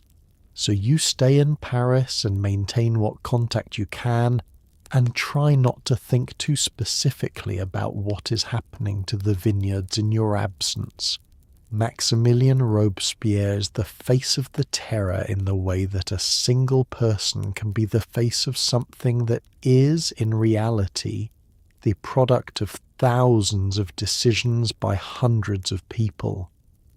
He is 35 years old, meticulously dressed, incorruptible in the specific way that makes him more frightening than someone who could be bribed, and he genuinely believes in the Republic with a fervour that is almost theological.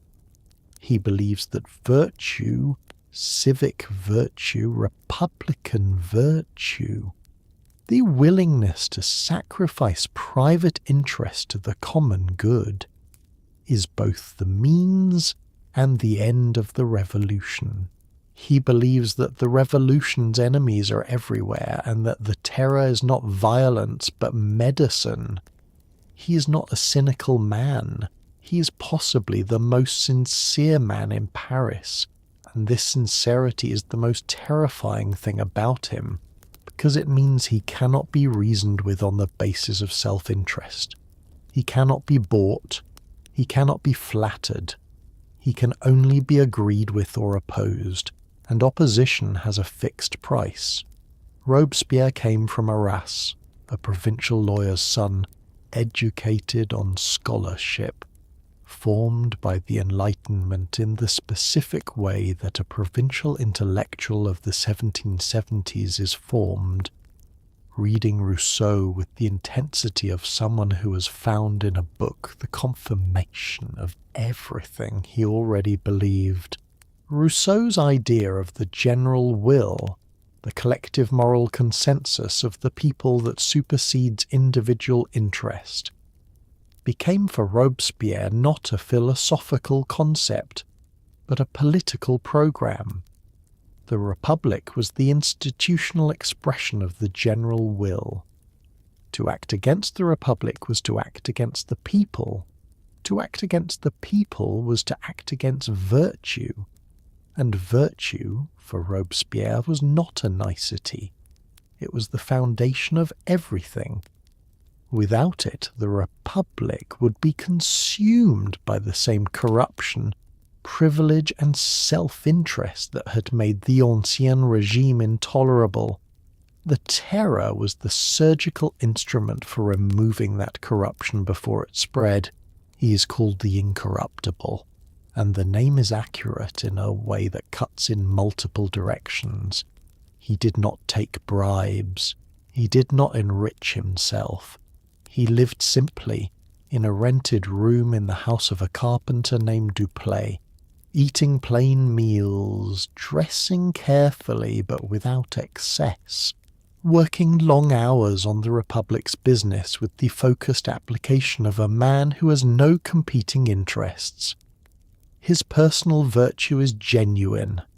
It is also in the context of a government with the power to condemn people to death, one of the most dangerous qualities imaginable. Corruption is at least negotiable. Conviction is not. What Robespierre believes about people like you is clear from his speeches, which are public and frequent and rhetorical in the specific tradition of classical republicanism, full of Brutus and Cato and the Roman Republic, the imagery of a virtuous ancient world against which the present is always being measured and usually found wanting. He believes that the wealthy who remain in France have not yet demonstrated that they have genuinely relinquished their attachment to the old order. He believes that property has a way of preserving the mentality of the propertied, even when the formal structures of privilege have been removed. He believes, with the quiet certainty of the thoroughly convinced, that the Republic will not be secure until this residue of the old world, its habits, its loyalties, its inherited assumptions about who deserves what, has been fully purged. He does not hate you personally. You're not a person to him. You're a category, a symptom, a problem that the revolution has not yet finished solving. This is, in its way, more frightening than hatred. Hatred is at least directed at you specifically. Category is directed at everyone who looks like you, which is a much larger net, and you are somewhere inside it. In the revolutionary calendar, the month of Thermidor falls in high, summer, late July, early August, and it is the month in year 2 that everything shifts. The men who have been running the Committee of Public Safety have been watching each other with growing anxiety for months, understanding that the logic of the Terror once set in motion does not distinguish between enemies of the revolution and people who simply made enemies within the revolution. On the 9th of Thermidor, year 2, which is the 27th of July 1794, in the old calendar you still use privately, Robespierre is arrested on the floor of the convention. The following day he is executed without a trial by the same mechanism he authorized for so many others. The Terror does not end immediately, but the temperature drops. For someone in your position, it is like a pressure that has been building for months finally releasing. Not joy, not triumph, just a careful, disbelieving exhale. The fall of Robespierre was not an ideological revolt. It was not a sudden collective realization that the Terror had gone too far, that virtue without mercy was itself a form of tyranny, that a republic that ate its own citizens was not the republic anyone had fought for. It was, in the main, a survival move by men who were afraid they were next. The circle of condemnation had been expanding throughout the spring and summer of 1794, and the men on the committee who had once directed it were becoming aware, with increasing urgency, that their own positions were no longer secure. Robespierre had moved against Danton in the spring, had Danton executed, which shocked even people who had accepted the Terror's logic up to that point. He had moved against the Hébertists. He was, in the weeks before Thermidor, making speeches about unnamed traitors within the convention itself, which the convention's members heard as the prelude to another wave of arrests and calculated correctly that waiting to find out was a worse option than acting first. The reaction to Thermidor in Paris was, like most things in this period, complicated and contradictory. There was genuine relief in quarters where the terror had been felt most directly. The prisons began releasing political detainees, and the scenes of reunion, the families restored, the people who had spent months preparing themselves for death, finding themselves instead in the street blinking in the summer light, were genuinely moving. There was also disorientation. The terror had organized Paris around a particular emotional frequency, constant vigilance, continuous performance, the sustained tension of a city that had internalized the possibility of arbitrary condemnation. Removing that organizing principle did not immediately produce peace. It produced a strange suspension, a period of recalibration in which no one was entirely sure what the rules were now, which was disorienting even for people who had found the previous rules terrifying. For you, Thermidor is the day you allow yourself to breathe at a slightly different rate. Not to relax. Relaxation seems premature and dangerous, in the specific way that all premature things seem dangerous after a long period of conditioning. But the certificate of civic virtue comes out of the place where you keep it, and goes into a drawer instead of your coat pocket. The morning listening becomes slightly less acute. You sleep a few additional minutes past the hour you've been waking, and the sleep is not dramatically better, but it is measurably less interrupted. The plan for flight, the one you've rehearsed and remade so many times it has worn a groove in your thinking, recedes slightly from the front of your mind toward the back, where it stays for several weeks before you allow yourself to believe it might actually not be needed. You do not celebrate. You do not speak about it to anyone. You simply continue, incrementally less afraid, in a city that is learning, one careful day at a time, what it means to exhale. The estate still stands, you're still alive, which, given the arithmetic of the period, is not something to be taken lightly. The family name still exists in the records of the Republic, which have absorbed, annotated, and partially obscured the records of the kingdom. The servants who stayed are still there, though the dynamic has changed permanently in ways that cannot be unchanged. Your children have grown up in an accelerated way, carrying knowledge they did not ask for and should not have needed yet. The France you are living in at the end of 1794 is not the France you were born into, and it is not the Republic that was promised in 1789. And it is not anything anyone would have predicted or designed. It is what happened. The vineyards are still producing. The limestone house still faces the courtyard. The garden still needs 5 men to maintain, though now you think about this differently. Survival is not the same as winning, but in 1793 Paris, survival was its own complicated, unglamorous and genuinely remarkable achievement. The things that didn't survive are worth counting too, because not counting them is a form of dishonesty that the period doesn't deserve. The social world is gone. The salons, the suppers, the opera, the architecture of a life organised around the assumption of permanence. It did not come back after Thermidor, not in its original form, and it never fully would. What emerged in its place was different, noisier in some ways, more genuinely mixed in its composition, less certain of itself, which was both a loss and something else, something that hadn't existed before. The church, restored in some form but not in its pre-revolutionary form, remained permanently changed. The institutional power it had held over daily life, the rhythm it had imposed on the year, never returned to what it had been.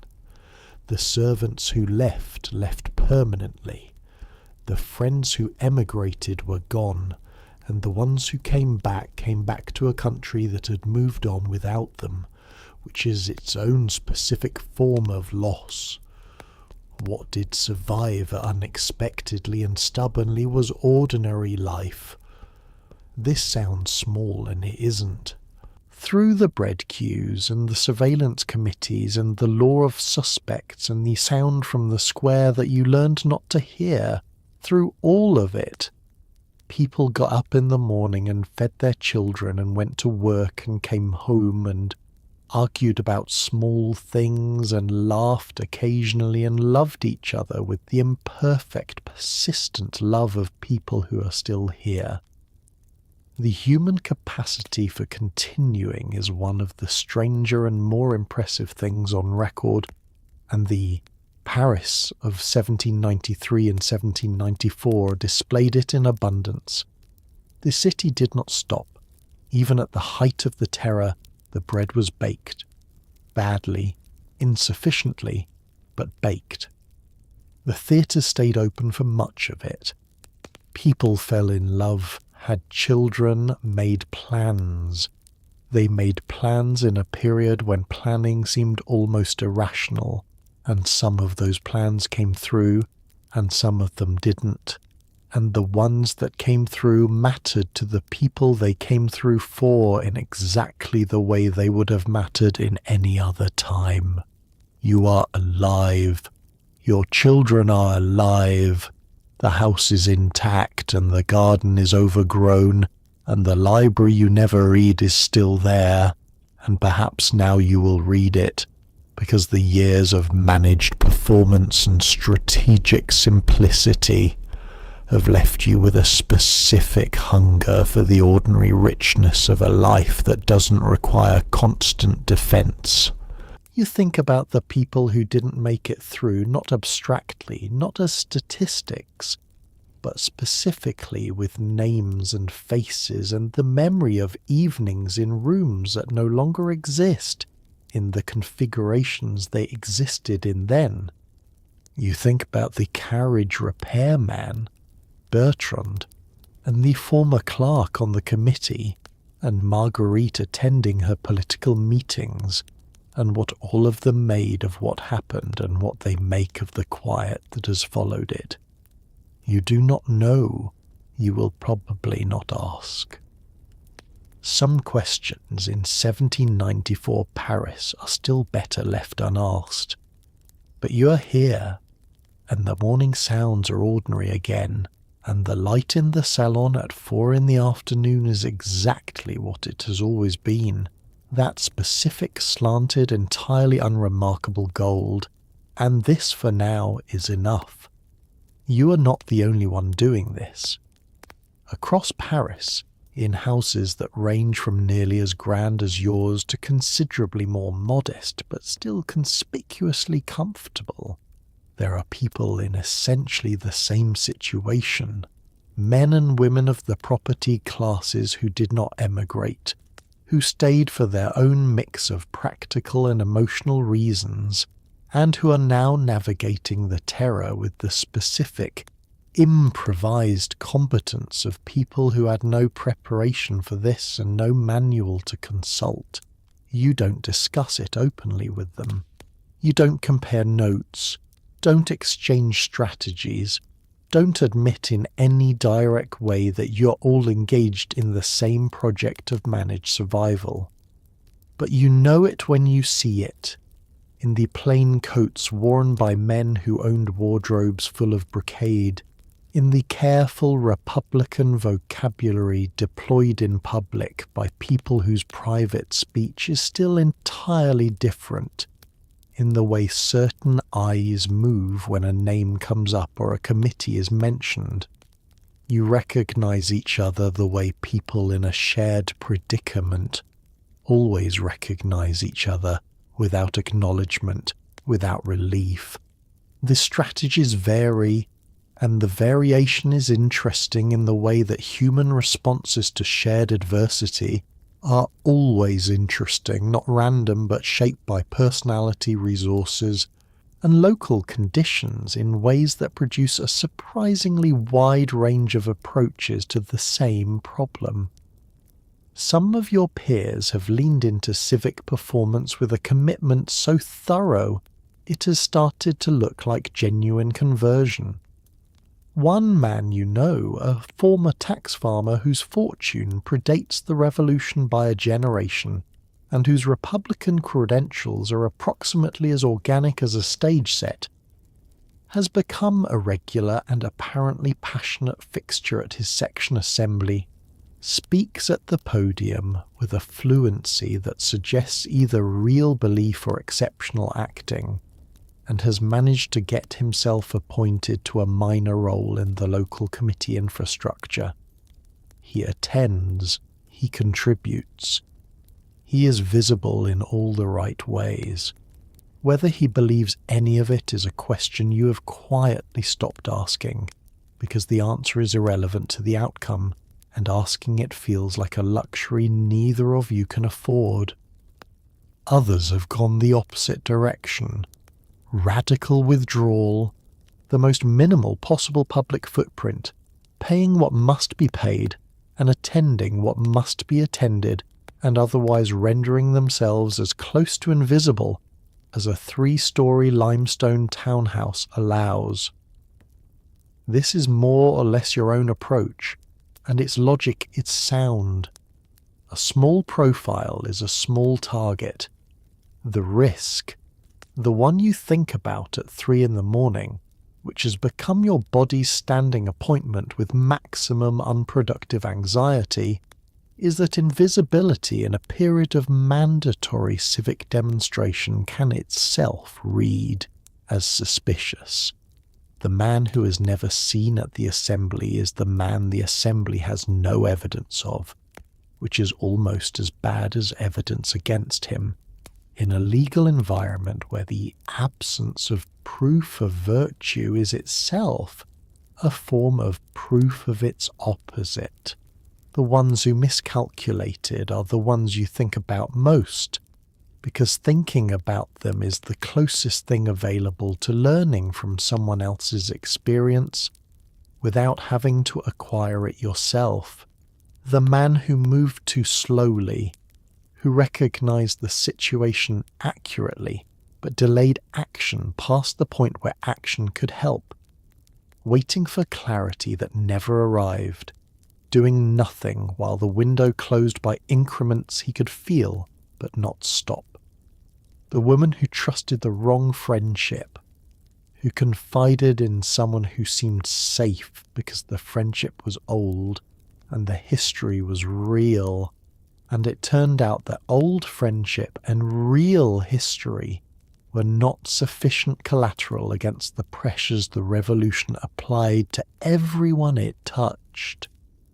You absorb these outcomes the way you absorb everything in this period, noting them, filing them, adjusting the calculations, and continuing.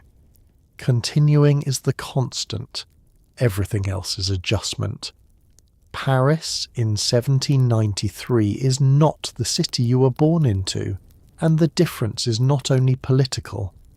The physical city has been rearranged by the revolution in ways that are partly symbolic, partly practical, and partly the result of a government doing an enormous number of things simultaneously without a great deal of coordination. Streets have been renamed. The Rue Royale is no longer royal, royalty being currently out of fashion in the specific way of things that were recently treason adjacent. Squares have been renamed. Statues have been removed, replaced or supplemented. Churches have been converted, repurposed, or simply closed and left to develop that particular atmosphere of disused sacred spaces. The cold, the echo, the dust settling on altars that no longer have a function. The city is covered in a layer of revolutionary redecoration that sits on top of the older city like a coat of fresh paint over a wall with a complicated history. The visual language of the revolution is everywhere and insistent, and you have lived inside it long enough that it has become, in a way that still occasionally startles you, the normal visual environment. The tricolour is on buildings, on lapels, on the hats of children who were born into a world where it was already unremarkable. Liberty trees, actual trees, planted ceremonially in public squares, stand in various states of health, depending on how well the local committee has tended them, which varies considerably. Busts of Brutus and Marat and the revolution's other martyrs appear in clubs, section halls, and in private homes where their presence signals commitment, or the performance of commitment, which in this period produces the same results. Marat in particular, since Charlotte Corday put a knife in him in July, has acquired the status of a revolutionary saint, his image reproduced and distributed with an intensity that the church he replaced would have recognized immediately as the machinery of devotion simply redirected toward a new object. There are Marat plates, Marat busts, streets named for Marat because renaming streets is one of the most efficient forms of ideological statement available to a municipal government with a great deal to say. The old social geography of the city has been disrupted in ways that are, depending on your angle, either genuinely democratic or simply disorienting. The Tuileries Gardens, once the informal preserve of the court and its social orbit, are now open to everyone, and everyone uses them. The working women with children and the club members in their red caps and the students and the old men and the people who have nowhere better to be on a Tuesday afternoon. The result is a mix that the revolutionary project intended, and that produces from your position inside it a feeling that resists simple categorization. You do not resent the people in the garden. You do not resent the renaming of the streets or the replacement of the saints with philosophers in the repurposed churches. What you feel is harder to name than resentment. Something's closer to the specific dislocation of a person who can see that the world has changed, who can understand some of the reasons it changed, and who nevertheless carries inside them the map of the city as it was, overlaid on the city as it is, so that every renamed street is simultaneously its new name and its old one, every repurposed building simultaneously what it is and what it was. The city you knew is still there, underneath. The bones are the same cobblestones, the same river, the same way the light falls on the scene in the late afternoon. which is one of the things the revolution has not managed to rename or reorganize or replace with something more ideologically consistent. The light on the river is exactly what it always was. On certain evenings, walking back through streets you've known your whole life, this is almost enough to feel like continuity. Almost. While Paris manages its internal revolution, France is simultaneously fighting a war that would be extraordinary under any government, and is, under this one, being conducted with a ferocity and organizational improvisation that will eventually change military history. By 1793, France is at war with Austria, Prussia, Great Britain, Spain, the Dutch Republic, and the Kingdom of Sardinia, which is to say almost every significant military power in Europe, all of them alarmed by the revolution's example and its explicit willingness to export republican principles by force if necessary. The Republic's response to this coalition is the levée en masse, a general mobilization decreed in August of 1793, the first modern total war in European history. Every able-bodied man is a soldier, every woman sews uniforms, every child collects saltpeter for gunpowder. Every elderly person goes to the public squares to inspire the young with speeches about republican virtue. The nation is the army, and the army is the nation, and this is framed not as a burden, but as the supreme expression of what it means to be a citizen of the Republic. You are aware of this war in a very specific and personal way, because the war is the reason your situation is as acute as it is. The war is why the Republic needs money urgently enough to levy forced loans on people like you. The war is why bread prices have been disrupted, supply chains rerouted, grain requisitioned for armies, the whole agricultural economy of France bent toward the immediate demands of feeding soldiers rather than the longer-term demands of feeding cities. The war is why the borders are militarized and the exit papers are complicated, and the surveillance committees are alert to anyone whose movements might suggest contact with the enemy abroad. The war and the terror are not separate phenomena operating in parallel. They are the same phenomenon. External military pressure and internal political purge feeding each other in a loop that accelerates as long as both continue. The Committee of Public Safety exists because the war exists. The terror's urgency is calibrated to the war's urgency. When people tell you the Republic has no choice but extreme measures, what they mean specifically is the war. The armies of the Republic are, by 1793, fighting with something that the professional armies of the old regime did not have and could not manufacture: genuine conviction. The soldiers of the Ancien Regime were professionals or conscripts, organized by a system in which birth determined rank and loyalty to an abstract crown was the motivating principle.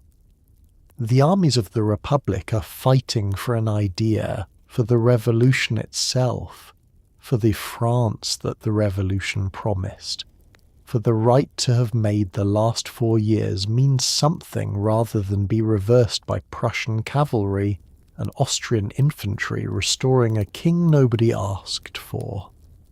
This turns out to be a considerable military advantage.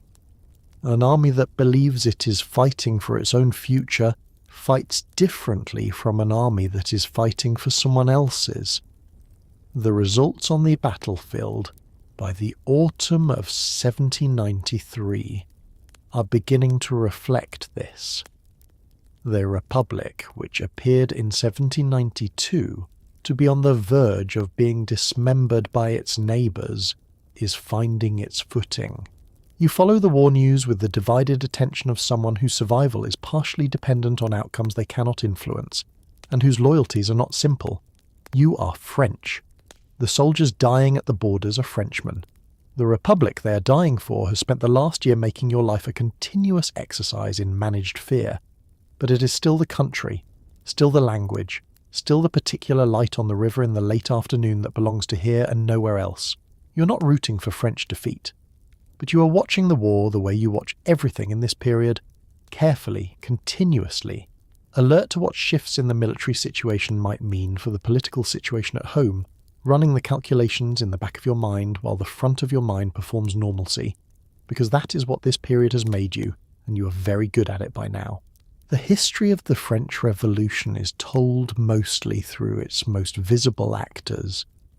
The Robespierre and the Danton, the Marie Antoinette and the Charlotte Corday's, the great speeches and the dramatic trials and the turning point moments that every student of the period can name.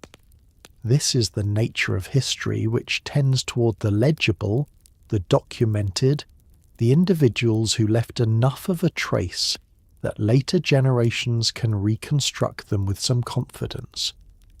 What the history books manage less well, and what you are living inside of right now, is everything else. The vast, largely unrecorded texture of ordinary life in a city undergoing a revolution. The experiences of the people who are not making speeches or being guillotined or writing pamphlets, but simply living through it, managing it, surviving it or not in ways that left very little trace, and therefore very little presence in the accounts that came after. The laundress who lived 2 streets from you went to prison in the spring of 1793, on a charge that was never entirely clear, something related to her employer's associations, caught by proximity in the net that the law of suspects cast wide enough to catch almost anyone. She was there for 4 months, and was released after Thermidor and came back to the neighbourhood and resumed her work, and she did not discuss those 4 months with anyone who passed the information along to anyone who wrote it down.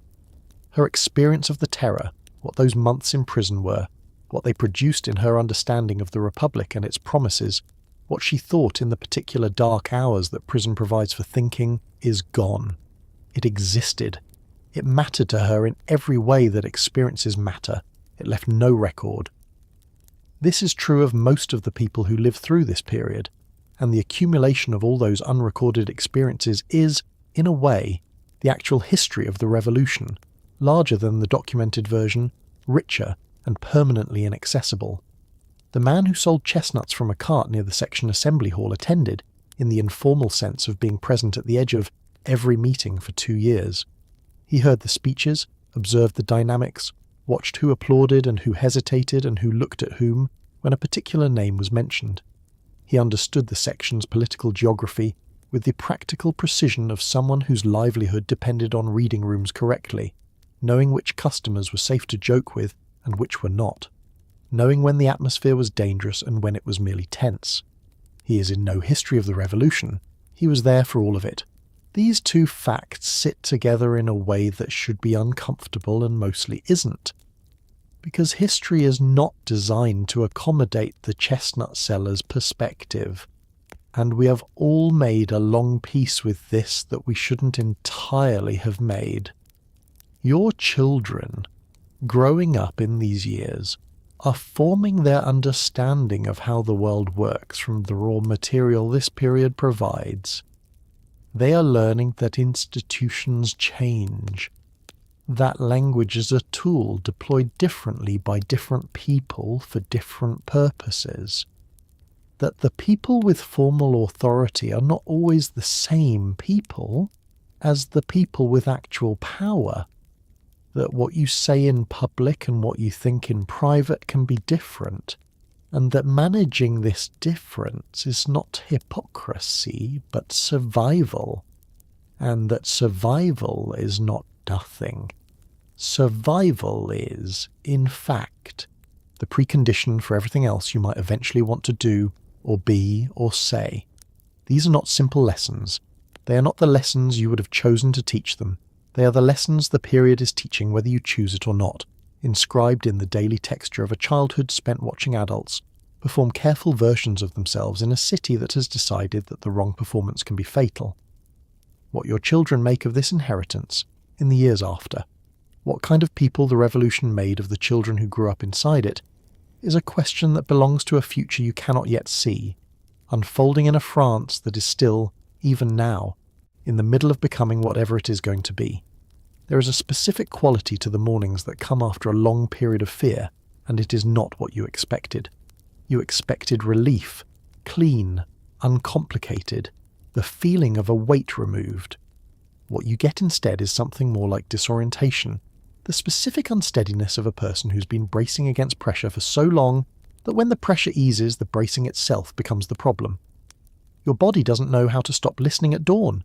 Your mind doesn't know how to stop running the calculations. You wake up at the same hour you've been waking up for 2 years, in the same cold dark, and for a moment the fear is fully present and entirely automatic, and then you remember Thermidor, the arrests, the temperature dropping, the slow incremental loosening of the apparatus that organised your life around managed dread, and the fear recedes. Not completely, not cleanly, but enough. You get up. The house is quiet. The city outside sounds like a city, not like a threat. This is new, and it takes some getting used to, which is itself a strange thing to have to say about safety.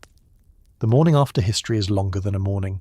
It is weeks, months, the extended period of recalibration that follows a sustained crisis, in which the crisis's habits gradually loosen their hold, and something more ordinary begins to reassert itself in the space they occupied. You find yourself doing things you stopped doing without noticing you had stopped. Reading in the evenings without the background awareness that the quality of your attention might itself be relevant information about your character in the wrong hands.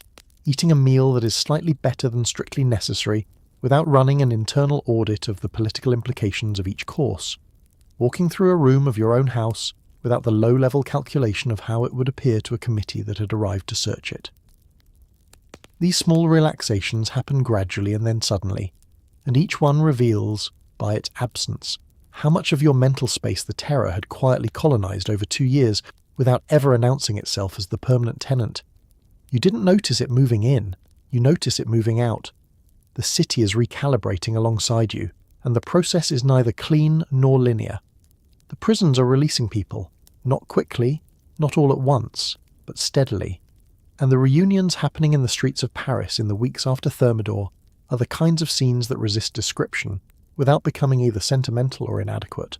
People who had been preparing themselves carefully and privately for death, finding themselves instead in August sunlight, blinking, thin, reorganized by the experience in ways that are visible in their faces and in the particular way they move, the careful, deliberate movement of people who spent months in spaces where moving carefully was essential and haven't yet unlearned it. The families waiting at home who had been managing the suspended, unacknowledged grief of not knowing. The embraces in the street that passers-by observe and keep walking past, because Paris in 1794 has learned, among its many difficult lessons, that other people's emotions are information about the period and should be absorbed quickly and quietly and failed alongside everything else. What you do with the fact of having survived, this is the question that the morning after history presents, and it is not a comfortable question, and it does not arrive with an answer attached. Survival is not an achievement in any moral sense you can feel entirely secure about. You did not survive because you were more deserving than the people who didn't. You survived because of calculation and resources and the certificate of civic virtue obtained through careful management, and the plain coat purchased at the right moment, and the paper burned before someone found it, and a quantity of luck so large that acknowledging it honestly produces a vertigo you manage by not looking at it directly for too long. The people who didn't survive were not, in the main, less careful or less clever. They were caught by different variables, a different committee, a different denouncer, a different enemy made in a different moment for reasons that had sometimes nothing to do with anything they controlled. You know this. You have always known this. It sits in you the way things that cannot be changed sit in a person, quietly, heavily, not going anywhere. What the morning after history asks of you is simpler and harder than surviving was. It asks you to figure out what to do next, in a France that is still, even now, in the middle of becoming whatever it is going to be, with institutions that are partly new and partly the old ones rearranged, with a population that has been through something that will take decades to fully absorb, with children who grew up inside the terror and carry its lessons in the way people carry formative experiences, not consciously, not as a story they tell about themselves, but as a set of reflexes, a particular quality of attention, an instinctive awareness of how quickly the visible world can reorganize itself into something unrecognizable. You sit in the salon in the late afternoon, in the light that is exactly what it has always been, that specific gold, that particular angle, belonging to this room and this hour and nowhere and no other time. The garden needs attention. The library you've never read is still there, patient, accumulating dust. And this morning you took one of the books down from the shelf and held it without opening it, and then opened it, and read the first page and then the second. And it was nothing remarkable, just a history of Rome that a relative left here before you were born. But the reading of it felt like something you had been given back, some portion of ordinary life that had been on loan to the terror for 2 years, and was now tentatively returned. You read 2 pages. Then you stopped. Not because you wanted to stop, but because 2 pages felt like enough for a first day. Because you are still learning, incrementally and without a manual, how to live in a city that has stopped being dangerous, and the learning takes the time it takes, and there is no rushing it. And this morning the light is gold and the house is quiet and you are here. That will do. For now. That will do. And so here you are, still breathing, still housed, still in possession of a library you've only just started reading, a garden that survived the revolution in better shape than most of the people who lived through it, and a set of children who know, at an age when they shouldn't have to know it, that the world is capable of reorganizing itself overnight into something completely unrecognizable. You made it through 1793. You made it through the bread queues you didn't stand in, the tribunal you rehearsed for but never faced, the morning listening that went on for 2 years before the mornings were quiet enough to stop. You wore the plain coat. You burned the letters. You applauded at the right moments and voted yes on things that cost you nothing, and performed civic contentment in a room full of people performing it back at you, and somehow, improbably, here you are. And the people who didn't have the limestone house, didn't have the certificate of civic virtue, didn't have Marguerite the cook who knew people who could bring things to the kitchen door. They were here too. The laundress from 2 streets over, the chestnut seller by the assembly hall, the women in the bread queues before dawn, doing arithmetic about what they could afford against what their children needed, in a revolution that was made in their name and delivered to them imperfectly, incompletely, at enormous cost. They were here for all of it. Most of their names are gone. Their experience of 1793 was as real as yours and considerably less cushioned. And they got through it. The ones who got through it, with the same stubborn, unglamorous, entirely unremarkable persistence that humans have always brought to the project of continuing when continuing is hard. That persistence is the thing. Not the speeches, not the great turning points, not Robespierre or the guillotine or the drama of Thermidor. The thing is, the ordinary people who got up every morning in a city that had lost its mind and made breakfast, and sent the children somewhere, and went about the business of living, because living was what they had, and they were not prepared to stop doing it without a fight. People are remarkably difficult to stop. History keeps proving this, and the French Revolution proves it as thoroughly as anywhere, that even inside a sustained, institutionalized, state-sponsored campaign of fear, most people found a way to keep the bread baked and the children fed and the small human courtesies more or less intact. Not always, not perfectly, but enough. Enough to get to the morning after. So tonight, as you settle into whatever comfortable, centrally heated, structurally sound, non-limestone and politics situation you are currently occupying, as you pull up a blanket that was not assembled from plain Republican wool, specifically to avoid committee scrutiny, as you close your eyes in a room you are not listening to for the sound of men with a warrant arriving at dawn, maybe spare a quiet thought for the people of Paris in year 2 of the Republic. They were frightened and hungry, and frequently cold and operating without any reliable information about how it was going to end. They had no idea Thermidor was coming. They just kept going anyway. One careful, calculated, plain-coated, correctly applauded day at a time, because the alternative was unacceptable, and humans, when presented with unacceptable alternatives, have a long and distinguished history of refusing them. Sleep well. You've earned it. They certainly did.